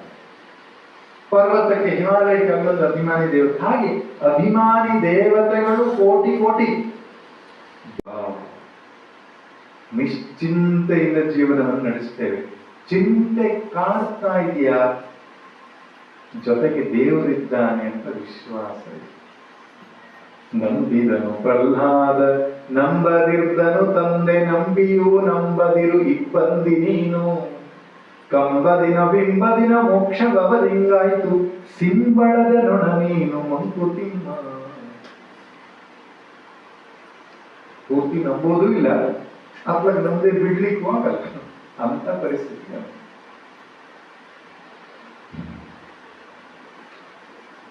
ಹೇಳ್ತಾರೆ ಒಂದು ಘಟನೆ. ಒಂದು ಚಿಕ್ಕ ಮಗು, 7-8 ವರ್ಷದ ಮಗು ಅನಾರೋಗ್ಯದಿಂದಾಗಿ ಆಸ್ಪತ್ರೆಗೆ ಸೇರಿಸಿದ್ರು. ಅವಳು ಯಾವ ರೂಮಿನಲ್ಲಿದ್ರು, ಆಸ್ಪತ್ರೆ ವಾರ್ಡಿನಲ್ಲಿದ್ರು, ಅಲ್ಲಿ ಎದುರುಗಡೆಗೆ ಆಸ್ಪತ್ರೆ ವಾರ್ಡ್ನಲ್ಲಿ ಒಬ್ಬರು ಹಿರಿಯರು, ತುಂಬಾ ಕ್ವಾಲಿಫೈಡ್, ಅದೇ ಜಗತ್ತಿನಲ್ಲಿ ಒಳ್ಳೆ ಉನ್ನತ ಶಿಕ್ಷಣ ಪಡೆದು ಉನ್ನತ ಅಧಿಕಾರಿಯಾಗಿ ರಿಟೈರ್ಡ್ ಆದಂತ ಮನುಷ್ಯ. ಜಗತ್ತಿನ ಅನುಭವನೂ ಚೆನ್ನಾಗಿದೆ, ಲೋಕದ ಶಿಕ್ಷಣವೂ ಚೆನ್ನಾಗಿದೆ ಅಂತ ವ್ಯಕ್ತಿಯವರು. ಅವರಿಗೆ ಸ್ವಲ್ಪ ಜ್ವರ ಬಂದಿತ್ತು, ತಲೆನೋವು ಬಂದಿತ್ತು, ಹಾಸ್ಪಿಟ್ಲಿಗೆ ಅಡ್ಮಿಟ್ ಮಾಡಿದ್ರು. ಅವರು ಬೆಳಿಗ್ಗೆ ಡಾಕ್ಟರ್ ರೌಂಡ್ಸ್ ಅಂತ ಬರ್ತಾರೆ, ಬೆಳಿಗ್ಗೆ ಒಂದು ರೌಂಡ್ಸ್ ಅಂತ ಬರ್ತಾರೆ ಡಾಕ್ಟರ್. ಅವಾಗ ಡಾಕ್ಟರ್ ಯಾವಾಗ ಡಿಸ್ಚಾರ್ಜ್ ಮಾಡಿ, ಡಾಕ್ಟ್ರೆ ಯಾವಾಗ ಡಿಸ್ಚಾರ್ಜ್ ಮಾಡಿ. ಡಾಕ್ಟರ್ ಹೇಳ್ತಾರೆ, ಸರ್ ಯಾಕೆ ಯೋಚನೆ ಮಾಡ್ತೀವಿ, ಸ್ವಲ್ಪ ತಲೆನೋವು, ಥಂಡಿ, ಕೆಮ್ಮು, ಔಷಧಿ ಕೊಟ್ಟಿದ್ದೇನೆ, ನೀವು ಇಲ್ಲಿ ಬರುವ ಅಗತ್ಯ ಇರಲಿಲ್ಲ, ಮನೇಲೆ ಹುಷಾರಾಗ್ತಿತ್ತು, ಇರ್ಲಿ ಆರಾಮ್ ಮಾಡಿ ಮನೆಗೆ ಹೋಗಿ ಆಗ್ತೇನೆ. ಹೋಗ್ಬಿಡ. ಡಾಕ್ಟರು ಆ ರೂಮಿಗೆ ಹೋಗಿ ಎದುರುಗಡೆ ರೂಮಿಗೆ ಹೋದಾಗ ಅಲ್ಲಿ ಆ ಮಗು 8-9 ವರ್ಷದ ಒಂದು ಹೆಣ್ಣು ಹುಡುಗಿ, ಅವಳು ಡಾಕ್ಟರ್ ಒಳಗಡೆ ಬರ್ತಿದ್ದಾಗೆ ಬೆಡ್ಡಿಂದ ಎದ್ದು ಕೂತ್ಕೊಂಡು, ಗುಡ್ ಮಾರ್ನಿಂಗ್ ಡಾಕ್ಟರ್, ಡಾಕ್ಟರ್ಗೆ ಶುಭೋದಯ. ಡಾಕ್ಟರ್ ಟೆನ್ಷನ್ ಇವನು, ಎಂತಕ್ಕೆ? ಹುಡುಗಿ ಬಹುಶಃ ತನಗೆ ಏನಾಗಿದೆ ಅಂತ ಗೊತ್ತಿಲ್ಲ. ಊರಿಗೆ ಹೋಗಿ ಹುಡುಗಿ ಜೊತೆ ಕೂತ್ಕೊಂಡು ಡಾಕ್ಟರ್ ಕೇಳ್ತಾ ಇರುತ್ತೆ, ಮಗು ನಿನ್ಗೆ ಯಾವ ಕಾಯಿಲೆ ಬಂದಿದೆ ಗೊತ್ತಿದೆಯಾ? ಗೊತ್ತಿದೆ, ಬ್ಲಡ್ ಕ್ಯಾನ್ಸರ್ ಅಂತೆ. ಬ್ಲಡ್ ಕ್ಯಾನ್ಸರ್ ಅಂದ್ರೆ ಏನು ಅಂತ ಗೊತ್ತಿದೆಯಾ? ಗೊತ್ತಿದೆ, ಅದಕ್ಕೆ ಔಷಧಿ ಇಲ್ಲ ಅಂತೆ. ಅಮ್ಮ ಹೇಳಿದಾಳೆ ನಾನು ತುಂಬಾ ದಿನ ಬದುಕಲ್ಲ ಅಂತೆ, ಒಂದು 15 ದಿನ ಬದುಕಿದ್ರೆ ಹೆಚ್ಚಂತೆ, ಆಮೇಲೆ ನಾನು ಸತ್ತೋಗ್ತೇನಂತೆ. ಸತ್ತೋಗುದಂದ್ರೆ ಏನಂತ ಬಗ್ಗೆ? ಹೌದು, ಸತ್ತೋಗುದಂದ್ರೆ ತುಂಬಾ ಸುಲಭ. ಅದು ಎಂತದ್ದು? ಕೃಷ್ಣ ಇದ್ದಲ್ಲಿಗೆ ಹೋಗುವುದು. ನಾನು ಸಣ್ಣಿಂದಲೂ ಅಮ್ಮ ಕೃಷ್ಣನ ಭಜನೆ ಮಾಡು, ಕೃಷ್ಣನ ಪೂಜೆ ಮಾಡು, ಕೃಷ್ಣನ ಸ್ಮರಣೆ ಮಾಡು ಅಂತ ಹೇಳಿ ಹೇಳಿ ಕಣ್ಣು ಮುಚ್ಕೊಂಡ್ರೆ ಡಾಕ್ಟ್ರೆ ಕೃಷ್ಣನೇ ಬಂದು ನಿಂತ್ಕೋತಾನೆ ನನ್ನ ಹೃದಯದಲ್ಲಿ. ನಾನು ಹೋದ್ರೆ ಎಲ್ಲಿ ಹೋಗ್ತೇನೆ? ಕೃಷ್ಣನ ಬಳಿಯಲ್ಲಿ ಹೋಗ್ತೇನೆ. ಅದಕ್ಕೆ ಯಾಕೆ ನಾನು ಹೆದರಬೇಕು ಡಾಕ್ಟ್ರೆ? ಇದು ಭಕ್ತನ ಲಕ್ಷಣ. ಈ ಪುಣ್ಯಾತ್ಮ ಡಬಲ್ PhD, ಕೋಟಿಗಟ್ಟಲೆ ಆಸ್ತಿ ಉಂಟು, ಆದರೆ ಭಯ, ನಿಶ್ಚಿಂತತೆ ಇಲ್ಲ. ನಿಶ್ಚಿಂತತೆ ಬರಬೇಕು. ಸರ್ವಶಕ್ತನಾದ ಸರ್ವತ್ರ ವ್ಯಾಪಕನಾದ ಆ ಪರಮಾತ್ಮನೊಟ್ಟಿಗೆ ನಮ್ಮ ಸಂಬಂಧ ಬೆಳೆಸಿಕೊಳ್ಳಬೇಕು. ನಮಗೆ ಅನಿಸಬೇಕು ನನ್ನ ಜೊತೆಯಲ್ಲಿ ಒಂದು ಬಲವಾದ ಶಕ್ತಿ ಇದೆ. ಸಮುದ್ರದಲ್ಲಿ ಹಡಗು ಬರ್ತಾ ಇತ್ತು. ಒಮ್ಮೊಮ್ಮೆ ಇದ್ದಕ್ಕಿದ್ದ ಹಾಗೆ ಸಮುದ್ರದಲ್ಲಿ ಅಲೆಗಳು ಅಲ್ಲೋಲ ಕಲ್ಲೋಲ ಆಗಿರುತ್ತೆ. ಆ ಸಮುದ್ರವೇ ಚಿತ್ರವಾದಂತ ಮಾರುತ ಬೀಸಿ ಆ ಹಡಗೆ ಮುಳುಗೋಗ್ತದೇನೋ ಅನ್ನುವಷ್ಟು ಸ್ಟೇಜಿಗೆ ಬರ್ತದೆ. ಹಾಗೆ ಆಯ್ತು. ಜನ ಎಲ್ಲ ಹೆದರ್ಕೊಂಡು ಭಯಪಡ್ತಿದ್ರು. ಹೆಂಡತಿ ಓಡೋದು, ಹೆಂಡತಿನಿಂದ ಕ್ಯಾಪ್ಟನ್ ಇದ್ದ ಹಡಗಿನ ಕ್ಯಾಪ್ಟನ್ ಹೆಂಡತಿ ಕೂಡ ಹಡಗಲ್ಲಿದ್ದ, ಅವಳು ಓಡೋದು, ಮುಳುಗ್ತಾನೆ. ಆದ್ರೆ ಅವನು ಕ್ಯಾಪ್ಟನ್ ನಿಶ್ಚಿಂತವಾಗಿ, ಹಿಂಗೆ ಎಷ್ಟು ಸಲ ಶಿಪ್ ಅಂತ ಕರ್ಕೊಂಡು ಹೋಗಿದ್ದೆ ನಾನು ಆ ಕಡೆ ಈ ಕಡೆ, ನಿಶ್ಚಿಂತವಾಗಿ ಏನಾಗಲ್ಲ ತಲೆ ಕಟ್ಸ್ಕೊಳ್ತಾನೆ. ಏನಾಗ್ತದೆ ನೋಡ್ಬಿಟ್ರೆ ಸಡನ್ ಆಗಿ ಅವನು ಇದರಲ್ಲಿ ಚಾಕು ಇಟ್ಕೊಂಡಿದ್ದ, ಸೀದಾ ಚಾಕು ತೆಗೆದ್ಬಿಟ್ಟು ಹೆಂಡತಿ ಕುತ್ತಿಗೆ ಮೇಲೆ ಇಟ್ಬಿಡ್ತಾನೆ. ಅವ್ರು ಹೇಳ್ತಾರೆ, ಬಿಡ್ರಿ, ಇಂಥ ಹೊತ್ತಿಗೆ ತಮಾಷೆ ಮಾಡಿದೆ. ಎಂತದ್ದು? ನಾನು ಚೂರಿ ಕುತ್ತಿಗೆ ಮೇಲೆ ಚಾಕು ಇಟ್ಟರೆ ನೀವು ಇಷ್ಟು ಹೊಗರು ಹೋಗ್ತಾರಲ್ಲ. ನನಗೆ ಚಾಕು ಮೇಲೆ ಹೆದರಿಕೆ ಅಲ್ಲ, ಅದು ಹಿಡ್ಕೊಂಡಿರೋ ಕೈ, ಅದು ಪ್ರೀತಿ ಇದೆ ಅದರಲ್ಲಿ. ಅದೇನ್ ಮಾಡಲ್ಲ ಅಂತ ಗೊತ್ತು ನನಗೆ. ನಿನಗೆ ಹೇಗೆ ಗೊತ್ತಿದ್ಯೋ ನನಗೂ ಹಾಗೆ ಗೊತ್ತು. ನನಗೆ ಅಲ್ಲಾಡ್ತಾ ಇರುವ ದೋಣಿ ಇದೆಯಲ್ಲ, ಅದು ಗೊತ್ತಿದೆ, ಅಲ್ಲಾಡ್ತಿದೆ. ಅಲ್ಲಾಡಿಸುವ ಕೈ ಯಾವುದಿದೆಯಲ್ಲ, ಅದಕ್ಕೆ ನನ್ನ ಮೇಲೆ ಪ್ರೇಮ ಇದೆ. ಆದ್ರಿಂದ ನಾನು ಭೀತನಾಗಿದ್ದೇನೆ. ಈ ವಿಶ್ವಾಸ ಬದುಕಿನಲ್ಲಿ ಬರಬೇಕಾದರೆ ಭಕ್ತಿ.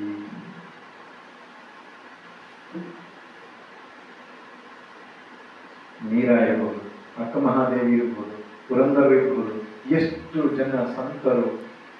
ಏನು ಸಂಪತ್ತು ಇರಲಿಲ್ಲ, ಅಧಿಕಾರ ಇರಲಿಲ್ಲ, ಜನ ಸಂಪರ್ಕ ಜಾಸ್ತಿ ಇರಲಿಲ್ಲ, ನಿಶ್ಚಿಂತ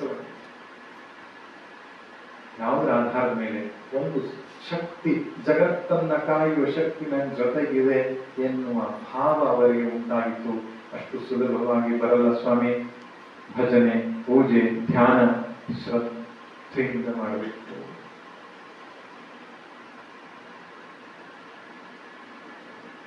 ಹನುಮಂತ ರಾಮನನ್ನು ಹಿಡ್ಕೊಂಡ, ರಾಮ ಒಬ್ಬರನ್ನು ಗಟ್ಟಿ ಹಿಡ್ಕೊಂಡ. ರಾಮ ರಾಮ ರಾಮ, ಹಗಲು ರಾತ್ರಿ ರಾಮನಿಗಾಗಿ ಘನ ತತ್ವ ಒಂದಕ್ಕೆ ದಿನ ರಾತ್ರಿ ಮನಸೋಸು ನೆನೆಯದಿನ್ನೊಂದೆಲ್ಲವ ನೀಡುತ್ತದರ ಅನುಸಂಧಿಯಲಿ ಜೀವ ಭಾವವನ್ನು ಮರೆಯುವುದು ಹನುಮಂತನುಪದೇಶ ಮಂಕುತಿಮ್ಮ. ಒಂದನ್ನು ಗಟ್ಟಿ ಹಿಡ್ಕೊಳ್ಬೇಕು. ಅದು ರಾಮನು, ಕೃಷ್ಣನು, ದುರ್ಗೆಯೋ, ಗಣಪತಿಯೋ ಅಡ್ಡಿಲ್ಲ, ಯಾವುದಾದ್ರೂ ಅಡ್ಡಿಲ್ಲ. ಯಾವುದು ಪವರ್ಫುಲ್ಲು, ಯಾವುದು ಅದು ಕೇಳ್ಬಿಡಿ, ಆ ಪ್ರಶ್ನೆ ಕೇಳ್ಬಾರ್ದು. ಯಾವ ನಾಮ ಶ್ರೇಷ್ಠ, ಯಾವ ದೇವರು ಶ್ರೇಷ್ಠ, ಇರುವುದು ಒಂದೇ ಇದ್ದ ಮೇಲೆ ಯಾವುದು ಶ್ರೇಷ್ಠ? ನಿಮಗೆ ಯಾವುದು ಇಷ್ಟ ಆಗತ್ತೆ? ಕೆಲವರಿಗೆ ಅಮ್ಮನವರು ಇಷ್ಟ ಆಗತ್ತೆ, ಕೆಲವರಿಗೆ ವಿಷ್ಣು ಇಷ್ಟ ಆಗತ್ತೆ, ಅಡ್ಡಿಲ್ಲ. ಅದಕ್ಕೆ ಶಂಕರಾಚಾರ್ಯರು ಕೆಲವರಿಗೆ ತುಂಬಾ ಗೊಂದಲ ಮಾಡಿಬಿಟ್ಟಿದ್ದಾರೆ. ಅವರು ಭಸ್ಮ ಹಂಚಿಕೊಳ್ಳೋದು ನೋಡಿ, ಶಂಕರಾಚಾರ್ಯ ಶೈವರು ಅಂತ ಮಾಡ್ಕೊಂಡಿದ್ದಾರೆ. ಎಷ್ಟೊಂದು ಶಂಕರಾಚಾರ್ಯ ಶೈವರಲ್ಲ, ವೈಷ್ಣವರ ವೈಷ್ಣವರು ಅಲ್ಲ. ಗಮ್ಮತ್ತೇನಂದ್ರೆ ಅವರು ಈಶ್ವರನ ಅವತಾರ ಅಂತ ನಾವು ಹೇಳ್ತೇವೆ, ಆದ್ರೆ ಶಂಕರಾಚಾರ್ಯ ಇಷ್ಟ ದೇವರು ಕೃಷ್ಣ. ಶಂಕರಾಚಾರ್ಯ ಇಷ್ಟ ದೇವರು ಯಾರು? ಕೃಷ್ಣ. ಭಸ್ಮ ಹಂಚಿಕೊಳ್ತಾರೆ, ಶಿವನ ಅವತಾರ ಅಂತ ಹೇಳ್ತಾರೆ. ಆದ್ರೆ ಅವ್ರು ಮಾಡಿದ ಹೋದ ಕಡೆಯೆಲ್ಲ ಶ್ರೀಚಕ್ರ ಸ್ಥಾಪನೆ ಮಾಡಿ, ಹೋದ ಕಡೆಯೆಲ್ಲ ಶ್ರೀಚಕ್ರ ಸ್ಥಾಪನೆ ಮಾಡಿ. ಎಂತದಿದು? ಅವ್ರಿಗೆ ಗೊತ್ತಿದೆ ಒಂದೇ ಪರಬ್ರಹ್ಮ ವಸ್ತು, ವಿಷ್ಣು, ಶಿವ, ಶಕ್ತಿ. ನಾವು ಅದನ್ನ ಹೇಳ್ಕೊಳ್ಳೋಣ, ಗಟ್ಟಿಯಾಗಿ ಅದನ್ನ ಆರಾಧಿಸೋಣ, ಸ್ಮರಣೆ ಮಾಡೋಣ. ಆ ತತ್ವದ ಸಂಬಂಧವನ್ನು ಕಲ್ಪಿಸೋಣ.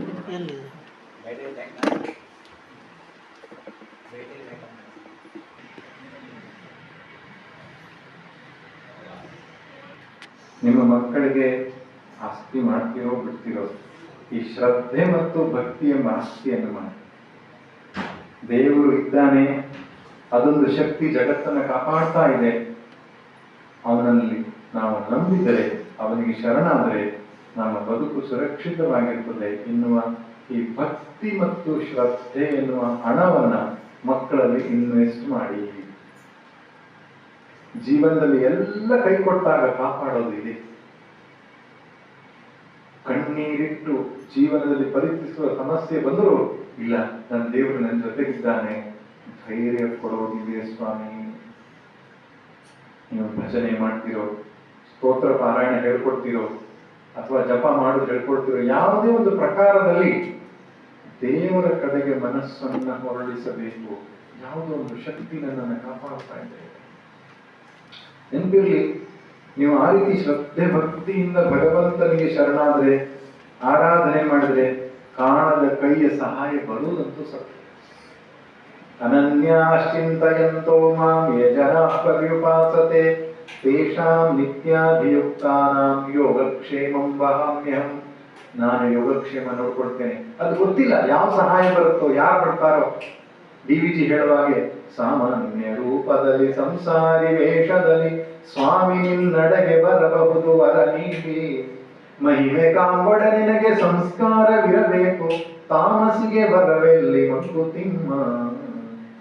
ಅನನ್ಯವಾಗಿ ಭಗವಂತನನ್ನ ಭಜಿಸಿದರೆ ಆ ಜಗತ್ತಿನ ಶಕ್ತಿ ಕಾಣದ ಕೈಯಾಗಿ ಬಂದು ನಮ್ಮನ್ನ ಕಾಪಾಡುತ್ತವೆ. ಅದು ಅನುಭವದಲ್ಲಿ ಸಿಗೋ ವಿಷಯ. ಯಾರು ಎಷ್ಟು ಹೇಳಿದ್ರು ಗೊತ್ತಾಗಲ್ಲ. ನಾವೆಷ್ಟೋ ಸಲ ಹೇಳ್ತೇವೆ, ಕಷ್ಟದ ದೊಡ್ಡ ಕೆಲಸ ದೇವರ ಪ್ರಾರ್ಥನೆ ಮಾಡ್ತಾರೆ, ಹೂ ಎತ್ತಿದಂಗ ಆಯ್ತಪ್ಪ ಅಲ್ಲ, ಅಷ್ಟು ಹಗುರವಾಗಿ ಆಗೋಯ್ತು. ಅದು ಯಾರು ಮಾಡಿಸಿದ್ರು? ಆ ಶಕ್ತಿಯೇ ಮಾಡಿಸಿದ್ರು. ನಮ್ಮ ಆಶ್ರಮದಲ್ಲಿ ಒಂದು ರಾಜಾರಾಮ ಗುರೂಜಿ ಅಂತಿದ್ರು, ರಾಮನ ಪರಮ ಭಕ್ತರು. ರಾಮ ರಾಮ ರಾಮ ಅಂತ ಆನಂದ ಭಾಷಣವನ್ನು ಸುರಿಸ್ತಾ ಇದ್ರು. ನಾನು ಪ್ರಥಮ ಬಾರಿ ಅವರನ್ನ ಭೇಟಿಯಾದಾಗ ಅವ್ರು ಆಶ್ಚರ್ಯಪಟ್ಟು ಬಿಟ್ಟೆ. ನಾನು ದೇವರ ಹೆಸರು ಹೇಳ್ತಾ ಕಣ್ಣೀರು ಸುರಿಸುವವರು ನಾನು ನೋಡಿದ್ದು ಬಹಳ ವಿರಳ. ಹಾಗೆ ಕೆಲವರೇ ಅಂದ್ರೆ ದೇವರ ಹೆಸರಲ್ಲಿ ಕಣ್ಣೀರು ಬರೋದು ಬಹಳ ಕಷ್ಟ. ಸಂಸಾರದ ಹೆಸರಲ್ಲಿ ಸಂಸಾರದ ಕಷ್ಟ ಹೇಳಿ ಕೊಡಗಟ್ಟಲೆ ನೀರು ಸುರಿಸೋರಿದ್ದಾರೆ. ರಾಮನ ಭಜನೆ ಹೇಳಿದ್ರೆ ಸಾಕು ಕಣ್ಣಲ್ಲಿ. ಅಂತಹ ಭಕ್ತರು. ಅವರ ಜೀವನದಲ್ಲಿ ಒಂದು ಘಟನೆ ನಡೆಯಿತು. ಅವರಿಗೆ ಒಂದು 5,000 ರೂಪಾಯಿ ಅವಶ್ಯಕತೆ ಇತ್ತು. ಅವರೊಂದು ಸತ್ಸಂಗ ಮಾಡ್ಲಿಕ್ಕೆ ಅಂತ ಹೇಳಿ ಚಪ್ಪಳ ಹಾಕ್ಸಿದ್ರು. ಅದರ ದುಡ್ಡು 5,000 ರೂಪಾಯಿ ಕೊಡ್ಲಿಕ್ಕೆ ಆಗಲಿಲ್ಲ. ಪಾಪ ಬಡತನ ಅವತ್ತಿನ ಕಾಲದಲ್ಲಿ. ಆಗ ಅವನೊಬ್ಬರು ಪೀಡಿಸ್ತಾ ಇದ್ದ, ಮೊದಲು ನೀವು 5,000 ರೂಪಾಯಿ ಕೊಡ್ಬೇಕು ಗುರುಜಿ, ವ್ಯವಹಾರದಲ್ಲಿ ನಾವು ಅದೆಲ್ಲ ಕನ್ಸೆಷನ್ ಇಲ್ಲ, ಕೊಡ್ಲೇಬೇಕು ನೀವು. ಇವ್ರಿಗೆ ಯಾರಿಗೆ ಕೇಳೋದು, ಏನ್ ಮಾಡೋದು, ದುಡ್ಡಿಲ್ಲ. ರಾಮನಾಥ್, ನಾನು ಯಾವತ್ತೂ ನಿನ್ನ ಹತ್ರ ಕೇಳ್ದವನಲ್ಲ ಪ್ರಭು, ಆದ್ರೆ ನಾನು ಅವನಿಗೆ ಕೊಡ್ಲಿಕ್ಕೆ ಅನಿವಾರ್ಯವಾಗಿ ಇವತ್ತು ಕೇಳ್ತಾ ಇದ್ದೇನೆ. ನಾನು ಅವರು ಆಶ್ರಮದ ಹಿಂಭಾಗದ ಒಂದು ಬೆಟ್ಟ ಇತ್ತು, ಬೆಟ್ಟಕ್ಕೆ ಹೋಗಿ ವಾಪಸ್ ಬರುವುದ್ರೊಳಗೆ ಒಂದು ವ್ಯವಸ್ಥೆ ಮಾಡ್ಬೇಕು ನೀನು ಪ್ರಾರ್ಥನೆ ಮಾಡಿ ಹೊರಟರು. ಬಹಳ ಆಶ್ಚರ್ಯ ಏನಂದ್ರೆ, ಅವ್ರು ನಿಂತಿಲ್ಲಿ ಬರೋದ್ರೊಳಗೆ ಆ ಗರ್ಭಗುಡಿಯ ಹೊಸ್ತಿಲ ಮೇಲೆ 5,000 ರೂಪಾಯಿ ದುಡ್ಡು ಇಟ್ಟು ಹೋಗಿದ್ರಿ. ಕೊಟ್ರು. ಆಮೇಲೆ ಆ ದುಡ್ಡು ಇಟ್ಟು ಹೋಗಿದ್ದು ಯಾರು ಅಂತನೂ ಗೊತ್ತಾಯ್ತು. ಅದೇ ಊರಿನಲ್ಲಿರ್ತಕ್ಕಂಥ ಒಂದು ವೆಟರ್ನರಿ ಡಾಕ್ಟರ್. ಅವ್ರಿಗೆ ಯಾವತ್ತೇನೋ ಪ್ರೇರಣೆ ಆಯ್ತಂತೆ, ಇಲ್ಲ ಗುರೂಜಿ ಇಷ್ಟು ಒಳ್ಳೆ ಕೆಲಸ ಮಾಡ್ತಿದ್ದಾರೆ, ನಾನೇನು ಸಹಾಯ ಮಾಡೇ ಇಲ್ಲ. ಅವನು ನಾಸ್ತಿಕರು ಬೇರೆ, ದೇವರು ನಂಬೋರಲ್ಲ. ಅವ್ರ ಮನಸ್ಸಲ್ಲಿ ಒಂದು ಪ್ರೇರಣೆ, ಇವರಿಗೆ ಏನಾದ್ರೂ ಸಹಾಯ ಮಾಡಬೇಕು ಅಂತ ಅವತ್ತು ಕೊಟ್ಟು ಹೋಗಿದ್ದಾರೆ. ದೇವರು ಕೆಲಸ ಮಾಡೋ ರೀತಿ, ಶಂಖಚಕ್ರ ಗದಾ ಪದ್ಮ ಹೇಳ್ಕೊಂಡು ಬರ್ತಾನೆ ಅಂತ ಇಟ್ಕೋಬೇಡಿ. ಯಾವುದೋ ವ್ಯಕ್ತಿಗೆ ಸದ್ಭಾವವನ್ನ ಕೊಡ್ತಾನೆ, ಯಾವುದೋ ವಸ್ತುವಿನ ರೂಪದಲ್ಲಿ ಬರ್ತಾನೆ, ಯಾವುದೋ ಪ್ರಾಕೃತಿಕ ಭಾವದಲ್ಲಿ ಅವನು ತೋರ್ಕೊಳ್ಬಹುದು. ಯಾಕೆ? ಅದೆಲ್ಲವೂ ಅವನೇ, ಅವನಲ್ಲದ್ದೇನಿದೆ ಈ ಸೃಷ್ಟಿಯಲ್ಲಿ. ನೀನೊಲಿದರೆ ಹೊನರು ಹೊರಡೀತು, ನೀನೊಲಿದರೆ ಬರಡು ಹಯನಹುದಯ್ಯ. ಸರ್ವಶಕ್ತನಾದಂತಹ ಶಕ್ತಿಗೆ ಎಲ್ಲವೂ ಇದೆ. ಆದ್ರೆ ಒಂದೇನು, ನಾವು ಅದ್ರ ಜೊತೆಗೆ ಕಾಂಟ್ಯಾಕ್ಟ್ ಆಗ್ಬೇಕಷ್ಟೇ. ನಮ್ಮ ಮನೆಯ ಬಾಗಿಲು ಹಾಕೊಂಡು, ನಮ್ಮ ಕಿಟಕಿ ಬಾಗಿಲು ಹಾಕೊಂಡು ಸೂರ್ಯನ ಬೆಳಕು ಒಳಗೆ ಬರಲ್ಲ ಅಂದ್ರೆ ಯಾರ ತಲೆ ಮೇಲೆ ಬಡಿಬೇಕು? ಬಾಗಿಲು ತೆಗಿ, ಕಿಟಕಿ ಬಾಗಿಲು ತೆಗಿ, ಬರ್ತದೆ, ಗಾಳಿ ಬರ್ತದೆ, ಬೆಳಕು ಬರ್ತದೆ. ನಮ್ಮ ಹೃದಯದ ಕವಚವನ್ನು ಮುಚ್ಚಿಕೊಂಡು ನಾನು, ನನ್ನ ಹೆಂಡತಿ, ನನ್ನ ಮಕ್ಕಳು, ನನ್ನ ಆಸ್ತಿ, ನಾನು, ನಂದು, ದೇವರ ಅನುಗ್ರಹ ಎಲ್ಲಿಂದ ಬರ್ತದೆ? ಹೃದಯದ ಕವಚ ದ್ವಾರವನ್ನು ತೆಗೆ, ಶರಣಾಗು, ಬರ್ತದೆ, ಹರಿದು ಬರ್ತದೆ ಅವನ ಅನುಗ್ರಹ.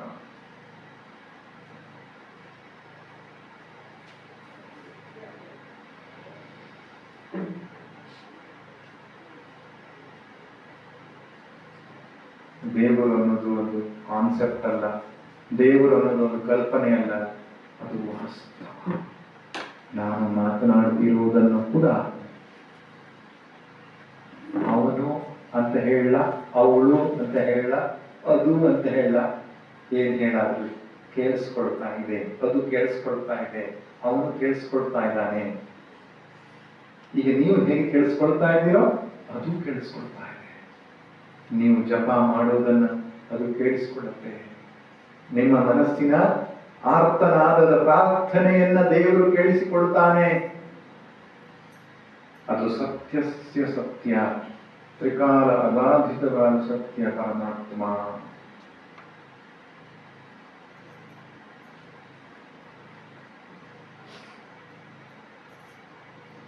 ನನಗೆ ಪುರುಷೋತ್ತಾಗಲ್ಲ, ನನಗೆ ಟೈಮ್ ಸಿಗಲ್ಲ, ಇದಕ್ಕೆ ಜಪ ಮಾಡ್ಲಿಕ್ಕೆ ಟೈಮ್ ಸಿಗಲ್ಲ, ಪೂಜೆ ಮಾಡ್ಲಿಕ್ಕೆ ಟೈಮ್ ಸಿಗಲ್ಲ, ಭಜನೆ ಮಾಡ್ಲಿಕ್ಕೆ ಟೈಮ್ ಸಿಗಲ್ಲ, ಸದ್ಗ್ರಂಥ ಪಾರಾಯಣ ಮಾಡ್ಲಿಕ್ಕೆ ಟೈಮ್ ಸಿಗಲ್ಲ, ಪುರುಸೊತ್ತಿಲ್ಲ, ಎಲ್ಲ ಪುರುಸೊತ್ತಿಲ್ಲ.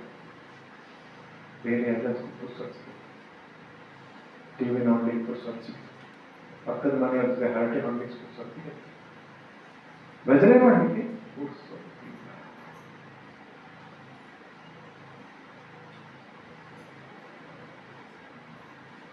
ನೋಡಿ, ನಾವು ಭಗವಂತನನ್ನು ಪ್ರೀತಿಸ್ತೇವೆ ಅಂದ್ರೆ ಸ್ವಲ್ಪ ತ್ಯಾಗ ಮಾಡಬೇಕು. ತ್ಯಾಗ ಇಲ್ಲದೆ ಪ್ರೀತಿ ಇಲ್ಲ. ಗಂಡನೋ ಹೆಂಡತಿಯೋ ಬರೀ ಬಾಯಲ್ಲಿ ನಿನ್ನನ್ನು ಪ್ರೀತಿಸ್ತೇನೆ ಅಂತ ಹೇಳಿದ್ರೆ ಪ್ರೀತಿ ಅಲ್ಲ, ನೀನೇನ್ ತ್ಯಾಗ ಮಾಡಿದೀಯ. ತ್ಯಾಗ ಪ್ರೀತಿಯ ಸಂಕೇತ. ದೇವರಿಗೋಸ್ಕರ ಸ್ವಲ್ಪ ಸಮಯ ಕೊಡಿ. 24 ಗಂಟೆ ಕೊಟ್ಟಿದ್ದಾನೆ, 10 ಗಂಟೆ ಸ್ವಲ್ಪ ಶ್ರಮ ಕೊಡಿ. ಬೆಳಿಗ್ಗೆ ಎದ್ದು ಹೂ ಕೊಯ್ಕೊಂಡು ಬಂದು ಸ್ವಲ್ಪ ಶುಚಿಗೊಳಿಸಿ, ಸ್ವಲ್ಪ ಶ್ರಮ ಕೊಡಿ, ಸ್ವಲ್ಪ ಕಂಠ ಶೋಷಣೆ ಮಾಡಿಕೊಳ್ಳಿ, ಸ್ವಲ್ಪ ಸ್ತೋತ್ರ ಹೇಳಿ, ಸ್ವಲ್ಪ ಸಮಯ ಕೊಡಿ. ಸ್ವಲ್ಪ ಮಪ್ಯಸ್ಯ ಧರ್ಮಸ್ಯ ತ್ರಾಯತೆ ಮಹತೋ ಭಯಾತ್. ಸ್ವಲ್ಪ ಸಮಯ, ಸ್ವಲ್ಪ ಶ್ರಮ ನನಗೆ ಕೊಟ್ಟು ದೊಡ್ಡದು ನಿಮ್ಗೆ ಕೊಡ್ತೇನೆ ಅಂತ ಹೇಳ್ತಾನೆ ದೇವರು. ನಮ್ಗಷ್ಟು ಕೊಡ್ಲಿಕ್ಕೂ ಆಗಲ್ಲ ಅಂದ್ರೆ ಕೃತಜ್ಞತೆಯ ಪರಮಾವಧಿಯದು. ಪತ್ರಂ ಪುಷ್ಪಂ ಫಲಂ ತೋಯಂ ಯೋ ಮೇ ಭಕ್ತ್ಯಾ ಪ್ರಯಚ್ಛತಿ. ಕೃಷ್ಣ ಹೇಳ್ತಾನೆ, ನನ್ಗೆ ಹೂವಿನ ಮಾಲೆ ತಂದು ಹಾಕು ಅಂತ ಹೇಳಲ್ಲ, ನಂಗೆ ಬೆಳ್ಳಿ ಕಿರೀಟ ಹಾಕು ಅಂತ ಹೇಳಲ್ಲ, ಮುತ್ತಿನ ಹಾರ ಹಾಕು ಅಂತ ನಾನು ಕೇಳ್ಕೊಡಲ್ಲಪ್ಪ. ಷಡ್ರಸೋಪೇತವಾದ ಮೃಷ್ಟಾನ್ನದ ನೈವೇದ್ಯ ಕೊಡುವಂತ ಕೇಳಲ್ಲ. ಪತ್ರಂ, ಒಂದು ಎಲೆ, ಒಂದು ತುಳಸಿ ಪತ್ರ ಸಾಕು. ಪುಷ್ಪಂ, ಪತ್ರಾಣಿ ಪುಷ್ಪಾಣಿ ಬಹುವಚನ ಪ್ರಯೋಗ ಮಾಡಬಹುದಿತ್ತು, ಹೇಳಿಲ್ಲ ಅವನು. ಪುಷ್ಪ, ಒಂದು ಹೂ ಆದರೂ ಸರಿ. ತೋಯಂ, ಅದು ಸಿಗ್ಲಿಲ್ಲ, ನೀರಂತೂ ಸಿಗ್ತದ. ನೀರು ಒಂದು ಪಾತ್ರೆ ತಂದಿಟ್ಟು, ಕೃಷ್ಣ ನೀನು ಕೊಟ್ಟಿದ್ದು ನಿನಗೆ ಕೆರೆಯ ನೀರನ್ನು ಸಾಕು. ಭಕ್ತಿಯಿಂದ ಪ್ರೀತಿಯಿಂದ ನನಗೆ ಕೊಡು. ಬೇರೆ ಏನೂ ಮಾಡ್ಲಿಕ್ಕಾಗಲ್ಲ. ರಾಮ ರಾಮ ರಾಮ ರಾಮ ಸ್ಮರಣೆ ಮಾಡ್ಲಿಕ್ಕಾಗತ್ತಲ್ಲ. ಆದ್ರೆ ಏನು, ಸ್ಮರಣೆ ಮಾಡುವಾಗ ಈ ಪ್ರಪಂಚದಲ್ಲಿ ಬಿಡಬೇಕು. ಈ ಲೌಕಿಕ ಪ್ರಪಂಚದ ಏನೇನು ಅಂಟುಕೊಂಡಿದ್ದೇವಲ್ಲ, ಅದು ಸಾಕ್ತದೆ, ಇದು ಕಾಪಾಡ್ತದೆ, ಇದು ಹಾಗೆ ಬಿಡಬೇಕು. ನೀನೇ ನನ್ನ ಆತ್ಯಂತಿಕ ಶಕ್ತಿ. ಅನ್ಯಥಾ ಶರಣಂ ನಾಸ್ತಿ ತ್ವಮೇವ ಶರಣಂ ಮಮ. ಅನ್ಯಾಶ್ರಯಾಣಾಂ ತ್ಯಾಗೋ ಅನನ್ಯತಾ. ಅನ್ಯಾಶ್ರಯಗಳನ್ನು ಬಿಟ್ಟು ನೀನೇ ನನ್ನ ಗತಿ, ನನ್ನ ಬಂಧು, ನನ್ನ ಮಾತಾ, ನನ್ನ ಪಿತೃ ಎಂಬುದಾಗಿ ಭಾವಿಸಿಕೊಂಡು ಸ್ವಲ್ಪ ಸಮಯ ಅವನೊಟ್ಟಿಗೆ ಕಳೆಯಿರಿ. ಅವನ ಬಗ್ಗೆ ಪ್ರೀತಿಯನ್ನು ಬೆಳೆಸಿಕೊಳ್ಳಿ. ಅವನ ನನ್ನ ಜೊತೆಗಿದ್ದಾನೆ, ಅವನ ನನ್ನ ಕಾಪಾಡ್ತಾ ಇದ್ದಾನೆ ಎನ್ನುವ ಭಾವ ಜಾಗೃತವಾಗಲಿ. ಜೀವನ ಸುಗಮ, ಸರಳ, ಸುಲಭ.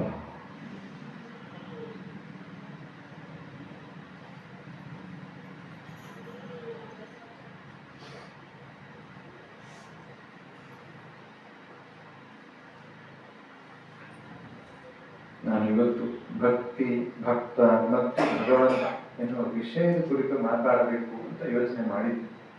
ಭಗವಂತ ಅಂದ್ರೆ ಯಾರು ಎಂಬುದನ್ನು ಹೇಳಲಿಕ್ಕೆ ಸಾಧ್ಯ. ಅವನು ಒಬ್ಬನೇ ಇರೋದು, ನಿರ್ಗುಣ ನಿರಾಕಾರವಾದ ತತ್ವ, ಸಗುಣ ಸಾಕಾರವಾಗಿ ತೋರ್ಕೊಂಡಿದ್ದಾನೆ. ಭಕ್ತನ ಇಚ್ಛೆಗೆ ಅನುರೂಪವಾಗಿ ತಾನು ತೋರಿಕೊಡ್ತಾನೆ. ನೀವು ಯಾವ ರೂಪದಲ್ಲಿ ಪ್ರಾರ್ಥನೆ ಮಾಡ್ತೀರೋ ಆ ರೂಪದಲ್ಲಿ ಪ್ರತ್ಯಕ್ಷ ಆಗ್ತಾನೆ. ಅದು ಅವನ ಶಕ್ತಿ, ಅದು ಅವನ ಸಾಮರ್ಥ್ಯ. ಅವರಿಗೆ ನಿಶ್ಚಿತವಾದ ರೂಪ ಎನ್ನುವುದು ಇಲ್ಲ. ಭಕ್ತ ಅಂದ್ರೆ ಯಾರು?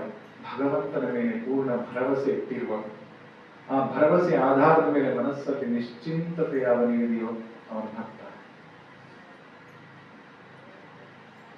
ನೀವು ಎಷ್ಟು ದೇವಸ್ಥಾನಕ್ಕೆ ಹೋಗ್ತೀರಿ, ನೀವು ಎಷ್ಟು ಪೂಜೆ ಮಾಡ್ತೀರಿ, ಅದು ಮುಖ್ಯ. ಮುಖ್ಯ ನಿಮ್ಮ ಮನಸ್ಸಲ್ಲಿ ನಿಶ್ಚಿಂತತೆ ಇದೆಯಾ, ದೇವರು ಕಾಪಾಡ್ತಾನೆ ವಿಶ್ವಾಸ ಇದೆಯಾ, ಅದು ದೊಡ್ಡ ವಿಷಯ. ನಮ್ಮಲ್ಲಿ ಬರೀತಾರೆ, ಬೆಳಿಗ್ಗೆ ಎದ್ದು ಆ ಊರಿನ ಎಲ್ಲ ದೇವಸ್ಥಾನಕ್ಕೂ ಹೋಗಿ ಬರ್ತಾರೆ. ಅವ್ರ ಪ್ರಕಾರ ನಾನು ದೊಡ್ಡ ಭಕ್ತ ಅಲ್ಲ, ತಪ್ಪು ಅಂತ ನಾನು ತಮಾಷೆ ಮಾಡಲ್ಲ. ಇಲ್ಲಿ ಆ ಮೂಲಕ ನಿಮಗೆ ಒಂದು ಭರವಸೆ ಸೃಷ್ಟಿಯಾದರೆ ಅದು ಸರಿ, ಆ ವಿಶ್ವಾಸ ಸೃಷ್ಟಿಯಾಗಬೇಕು. ಅವನ ಭಕ್ತ.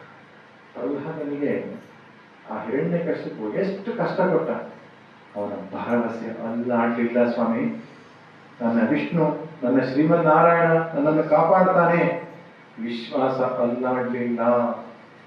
ಅದು ಒಬ್ಬನಿಗೆ ವಿಷ್ಣು ಸಹಸ್ರನಾಮ ಬರ್ತಿರ್ಲಿಲ್ಲ. ಪುಸ್ತಕ ಹಿಡ್ಕೊಂಡು ಹೋಗಿ ವಿಷ್ಣು ಸಹಸ್ರನಾಮ ಹೇಳೋದು. ಅವನು ಗದ್ದೆ ಕೆಲಸಕ್ಕೆ ಹೋಗ್ಬೋದು. ಬೆಳಿಗ್ಗೆ ಬುತ್ತಿ ಕಟ್ಕೊಂಡು ಹೋದ್ರೆ ಮಧ್ಯಾಹ್ನದಲ್ಲಿ ಕೆಲಸ ಮಾಡಿ ಮಧ್ಯಾಹ್ನ ಬುತ್ತಿ ತೆಗೆದು ವಿಷ್ಣು ಸಹಸ್ರನಾಮ ಹೇಳಿ, ಏನ್ ಬುತ್ತಿ ಕಟ್ಕೊಂಡು ಬಂದಿದ್ದೇನೋ ಅದನ್ನೇ ಪ್ರಾಣಾಯಸ್ವ, ಅಪಾನಾಯಸ್ವ, ವ್ಯಾನಾಯಸ್ವ ಅಂತ ಹೇಳ್ಕೊಂಡು ಆ ಪ್ರಕೃತಿ ರೂಪದಲ್ಲಿ ವಿಷ್ಣುವಿಗೆ ಸಮರ್ಪಣೆ. ಅಲ್ಲೇನು ದೇವರ ಮೂರ್ತಿ ಇಲ್ಲ, ಏನೂ ಇಲ್ಲ. ತೋಟದಲ್ಲೇ ಕೂತ್ಕೊಂಡು ವಿಷ್ಣು ಸಹಸ್ರನಾಮ ಹೇಳಿ ನೈವೇದ್ಯ ಮಾಡಿ ಅದನ್ನು ತಿನ್ನೋದು. ಇದು ಅಭ್ಯಾಸ ಅವನಿಗೆ. ಒಂದ್ ದಿವಸ ವಿಷ್ಣು ಸಹಸ್ರನಾಮ ಪುಸ್ತಕ ಬಿಟ್ಟು ಹೋಗಿದ್ದ ಮನೆಗೆ. ಪ್ರತಿನಿತ್ಯ ಒಂದು ಕಾಯಕ ಇಟ್ಕೊಂಡಿದ್ದಾನೆ ಅವನು. ಅದು ತಿನ್ನೋದು ವಿಷ್ಣು ಸಹಸ್ರನಾಮ ಹೇಳಬೇಕು. ಏನ್ ಮಾಡೋದು? ಆಹಾರ ತಿನ್ನೋ ಹಾಗಿಲ್ಲ, ವಿಷ್ಣು ಸಹಸ್ರನಾಮ ಬಾಯಿಗೆ ಬರಲ್ಲ. ಅವನು ಒಂದು ಉಪಾಯ ಕಂಡಿದ್ದ. ಏನು? ಆ ಬಳ್ಳಿ ಇದೆಯಲ್ಲ, ಒಂದು 8-10 ಸಲ ಹೇಳಿದ, ವಿಷ್ಣು, ನನಗೆ ವಿಷ್ಣು ಸಹಸ್ರನಾಮ ಬರ್ತದೆ, ನಿನಗೆ ವಿಷ್ಣು ಸಹಸ್ರನಾಮ ಬರ್ತದೆ. ವಿಶ್ವಂ ಈ ಶಬ್ದ ಸೇರಿಸ್ಕೊಂಡು, ವಿ ಕೊಟ್ಟಿದ್ದೇನೆ, ಶ್ವಂ ಕೊಟ್ಟಿದ್ದೇನೆ, ಸೇರಿಸ್ಕೊ. ನೀನು ಎಲ್ಲೆಲ್ಲಿ ಯಾವ್ಯಾವ ಅಕ್ಷರ ಸೇರಿಸ್ಕೊಂಡು ವಿಷ್ಣು ಸಹಸ್ರನಾಮ ಮಾಡ್ಕೋತೀವೋ ನೀನು ಮಾಡ್ಕೋ. ಈ ಅಕ್ಷರಗಳ ಸರಮಾಲೆಯನ್ನು ನಿನಗೆ ಸಮರ್ಪಣೆ ಮಾಡಿದ್ದೇನೆ, ಇದು ವಿಷ್ಣು ಸಹಸ್ರನಾಮ ಅಂತ ಸಮರ್ಪಣೆ ಮಾಡ್ದ. ದೇವರಿಗೆ ಸಂತೋಷ ಆಯ್ತು, ಅಲ್ವ? ಸಂತೋಷ ಆಯ್ತು. ಅಂದ್ರೆ ನೀವು ಯಾವ ಭಾವ ಪ್ರಕಟ ಮಾಡ್ತಾ ಇದ್ದೀರಿ, ಅದು ಅವನು ಇದ್ದಾನೆ, ನನ್ನ ಅಕ್ಷರ ಬಳ್ಳಿಯನ್ನು ಅವನು ಸ್ವೀಕಾರ ಮಾಡ್ತಾನೆ ಅಂತ ಅಂದ್ಕೊಂಡು ಹೇಳೋದಲ್ಲ, ಸ್ವೀಕಾರ ಆಯ್ತು.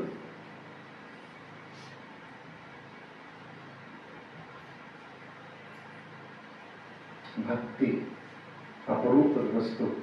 ಜನ್ಮ ಜನ್ಮಾಂತರಗಳ ಪುಣ್ಯ ಇಲ್ಲದಿದ್ರೆ ದೇವರ ಅಸ್ತಿತ್ವದ ಬಗ್ಗೆ ಶ್ರದ್ಧೆ ಬರಲ್ಲ. ನೀವು ಬಹಳ ಸಣ್ಣ ವಿಷಯ ಅಂತ ಅಂದ್ಕೊಳ್ಬೇಡಿ. ದೇವರಲ್ಲಿ ಭಕ್ತಿ ಮತ್ತು ಶ್ರದ್ಧೆ ಒಬ್ಬ ವ್ಯಕ್ತಿಗೆ ಇದೆ ಅಂದ್ರೆ ಹಿಂದಿನ ಜನ್ಮದ ಪುಣ್ಯದ ಶಿಲ್ಪಿದೆ ಅಂತ. ಇಲ್ಲದಿದ್ರೆ ಭಜನೆ ಮಾಡ್ಲಿಕ್ಕೆ ಮನಸ್ಸು ಬರಲ್ಲ, ಪೂಜೆ ಮಾಡ್ಲಿಕ್ಕೆ ಆಸಕ್ತಿ ಬರಲ್ಲ. ಪೂಜೆ ಮಾಡದಿದ್ರೆ ದೇವ್ರ ಮನೆ ಸಿಟ್ಟು ಮಾಡಿ ಮನೆಗೆ ಶಾಪ ಕೊಡ್ತಾನೆ ಅಂತ ಹೇಳಿ ಮಾಡುದುಂಟು. ಅದು ಪ್ರೀತಿಯಿಂದ, ಭಕ್ತಿಯಿಂದ ಎಷ್ಟೊತ್ತು ಸಂಧ್ಯಾಕಾಲ ಬರುತ್ತೋ, ಎಷ್ಟೊತ್ತು ಸಂಧ್ಯಾ ವಂದನೆ ಮಾಡ್ತೇನೇನೋ ಎಷ್ಟು ಬೇಗ ಸ್ನಾನ ಮಾಡ್ತೇನೇನೋ, ಎಷ್ಟು ಬೇಗ ಪೂಜೆ ಮಾಡ್ತೇನೇನೋ, ಎಷ್ಟು ಚಂದದಲ್ಲಿ ಭಕ್ತರ ಮಂತ್ರಗಳನ್ನು ಹೇಳ್ತೇನೇನೋ ಅನ್ನೋ ಪ್ರೀತಿಯಿಂದ ಮಾಡಬೇಕು ಅಂದ್ರೆ ಪುಣ್ಯ ಬೇಕು. ಹೆಚ್ಚಿನ ಜನ ಮಾಡದಿದ್ರಿ ಮತ್ತೆ ದೇವರು ಸಿಟ್ಟು ಬರ್ತದೆ ಅಂತ ಹೇಳಿ ಮಾಡುವವರು ಜಾಸ್ತಿ. ಅದಲ್ಲ, ನೀವು ನೆನ್ಪಿಟ್ಕೊಳ್ಳಿ, ನೀವು ಪೂಜೆ ಮಾಡ್ಲಿಕ್ಕೆ ಆದ್ರೆ ದೇವರು ಶಾಂತ ಕೊಡ್ತಾರೆ. ಸ್ವಲ್ಪ ತಿಳುವಳಿಕೆ ಇದ್ರೆ ತೆಗೆದು ಹಾಕಿ ಮನಸ್ಸು. ನಿಮ್ಮ ಪೂಜೆ ಕಟ್ಕೊಂಡು ದೇವರಿಗೆ ಏನಾಗ್ತದೆ? ನೀವು ಪೂಜೆ ಮಾಡುವುದರಿಂದ ನಮ್ಮ ಪಾಪ ಕ್ಷಯ ಆಗಿ ನಮ್ಗೆ ಒಳ್ಳೇದಾಗುತ್ತೆ. ನಮ್ಮ ನಿತ್ಯ ಕರ್ಮಗಳನ್ನ ಮಾಡೋದ್ರಿಂದ ನಮ್ಮ ಪಾಪ ಕ್ಷಯ ಆಗಿ ದೇವರು ಪಾಪ ಕೊಡೋದು. ನಾನು ಪಾಪವನ್ನು ಕೊಡಲ್ಲ, ಪುಣ್ಯವನ್ನು. ನಾದತ್ತೇ ಕಸ್ಯಚಿತ್ ಪಾಪಂ ನಚೈವ ಸುಕೃತಂ ವಿಭು ಅಜ್ಞಾನೇನಾವೃತಂ ಜ್ಞಾನಂ ತೇನ ಮುಖ್ಯಂತಿ ಜಂತವಃ. ಇದೆಲ್ಲ ನಮ್ಗೆ ಗೊತ್ತಾಗ್ಬೇಕು ಅಂದ್ರೆ ಶಾಸ್ತ್ರ ಸಂಪರ್ಕಕ್ಕೆ ಬರಬೇಕು, ಭಗವದ್ಗೀತೆ ಸತ್ಸಂಗ ಕೇಳಬೇಕು, ಶಂಕರರ ಪ್ರಕರಣ ಗ್ರಂಥಗಳನ್ನು ಕೇಳಬೇಕು, ಭಾಗವತ ಮುಂತಾದ ಗ್ರಂಥಗಳನ್ನ ತತ್ವಜ್ಞಾನಿಗಳ ಬಾಯಲ್ಲಿ ಕೇಳಬೇಕು. ನಮ್ಮ ಗೊಂದಲಗಳೆಲ್ಲ ದೂರ ಆಗುತ್ತೆ. ಆದ್ದರಿಂದ ಬಹಳ ಸಂತೋಷ ಆಯಿತು ನನಗೆ. ಖರ್ವಾದಲ್ಲಿ ಇಷ್ಟು ಜನ ಸೇರಿಕೊಂಡು ಇಷ್ಟೊತ್ತು ಏನೋ ಒಂದಿಷ್ಟು ಒಳ್ಳೆಯ ವಿಚಾರ, ಏನೋ ಒಂದಿಷ್ಟು ಸಣ್ಣ ಪುಟ್ಟ ಅಜ್ಞಾನವಾದರೂ ನಿವೃತ್ತಿ ಆಯ್ತು ಮನಸ್ಸಿನಿಂದ. ಇನ್ನೊಂದಿಷ್ಟು ಶ್ರದ್ಧೆ ಭಕ್ತಿ ಭಗವಂತನಲ್ಲಿ. ಇದನ್ನ ಆವಾಗ ಕೇಳಿಸ್ಕೊತಾ ಇರ್ಬೇಕು. ಇದೇನಾಗ್ತದೆ, ಮನಸ್ಸು ಒಂಥರ ಈ ಚಿನ್ನದ ಪಾತ್ರ ಇದ್ದಾರೆ, ಕಂಚಿನ ತಾಮ್ರದ ಪಾತ್ರ ಇದೆ, ಕಿಲ್ ಬಿಡಿತಾ ಇರ್ತದೆ. ಆವಾಗ ಬೂದಿ ಹಾಕಿ ತಿಕ್ತಾ ಇರ್ಬೇಕು ಮನಸ್ಸಿಗೆ. ಅದಕ್ಕೆ ಸತ್ಸಂಗಗಳು ಆವಾಗ ನಡೆಯಬೇಕು. Text is A pretext. ಈ ಭಗವದ್ಗೀತೆ ಉಪನಿಷತ್ತ ಅದು ಸುಮ್ಮನೆ ಒಂದು ನಿಮಿತ್ತ ಇಟ್ಕೊಂಡು ನಮ್ಮ ಜೀವನದ ಧ್ಯೇಯ ಸಾಧನೆ ಮತ್ತೆ ಮತ್ತೆ ನೆನಪಿಸುವ ಕಾರ್ಯ ಆಗಬೇಕು. ಇಂತಹ ಸತ್ಸಂಗಗಳು ಮತ್ತೆ ಮತ್ತೆ ಕ್ಷೇತ್ರದಲ್ಲಿ ನಡೆಯಲಿ. ಹೆಚ್ಚಿನ ಸಂಖ್ಯೆಯಲ್ಲಿ ತಾವುಗಳು ಭಾಗವಹಿಸಿ ನಮ್ಮ ಶಾಸ್ತ್ರದಲ್ಲಿ ಹೇಳಿರುವ ಸತ್ಯಗಳನ್ನ ಅರ್ಥ ಮಾಡಿಕೊಂಡು ಬದುಕನ್ನು ಚಂದ ಮಾಡಿ ರೂಪಿಸಿಕೊಳ್ಳೋಣ. ಬದುಕು ತುಂಬಾ ಸುಂದರವಾಗಿದೆ. ಬದುಕು ನಾವು ಅಂದುಕೊಂಡಷ್ಟು ಕಠಿಣ ಇಲ್ಲ, ನಮ್ಮ ಅಜ್ಞಾನವೇ ಕಾಡ್ತಾ ಇರೋದು. Ignorance is the problem. ಭಗವದ್ಗೀತೆಯಲ್ಲಿ ಕೃಷ್ಣ 2ನೇ ಅಧ್ಯಾಯದ 11ನೇ ಶ್ಲೋಕದಲ್ಲಿ ಹೇಳೋದು ಇದನ್ನೇ. ಏನು ಹೇಳ್ತಾನೆ? ಏನು? ಪಂಡಿತಾಹ ನಾನು ಶೋಚಂತಿ. ಯಾರಿಗೆ ವಿವೇಕ ಇದೆಯೋ ಅವರು ದುಃಖ ಪಡೋದಿಲ್ಲ, ಅಜ್ಞಾನಿಗಳು ದುಃಖ ಪಡ್ತಾರೆ ಅಂತ. ದುಃಖಕ್ಕೆ ಕಾರಣ ಅಜ್ಞಾನ. ಅಜ್ಞಾನ ನಿವೃತ್ತಿ ಆಗಬೇಕು, ಶಾಸ್ತ್ರ ಶ್ರವಣ ಮಾಡಬೇಕು, ಗುರುಪದೇಶವನ್ನು ಕೇಳಬೇಕು. ಆದ್ದರಿಂದ ಹಳ್ಳಿಗಳಲ್ಲಿ ಇಂಥದ್ದಾಗುವುದು ಬಹಳ ಅಪರೂಪ. ಯಕ್ಷಗಾನ, ತಾಳಮದ್ದಲೆ, ನಾಟಕ ಎಲ್ಲ ನಡೀತದೆ.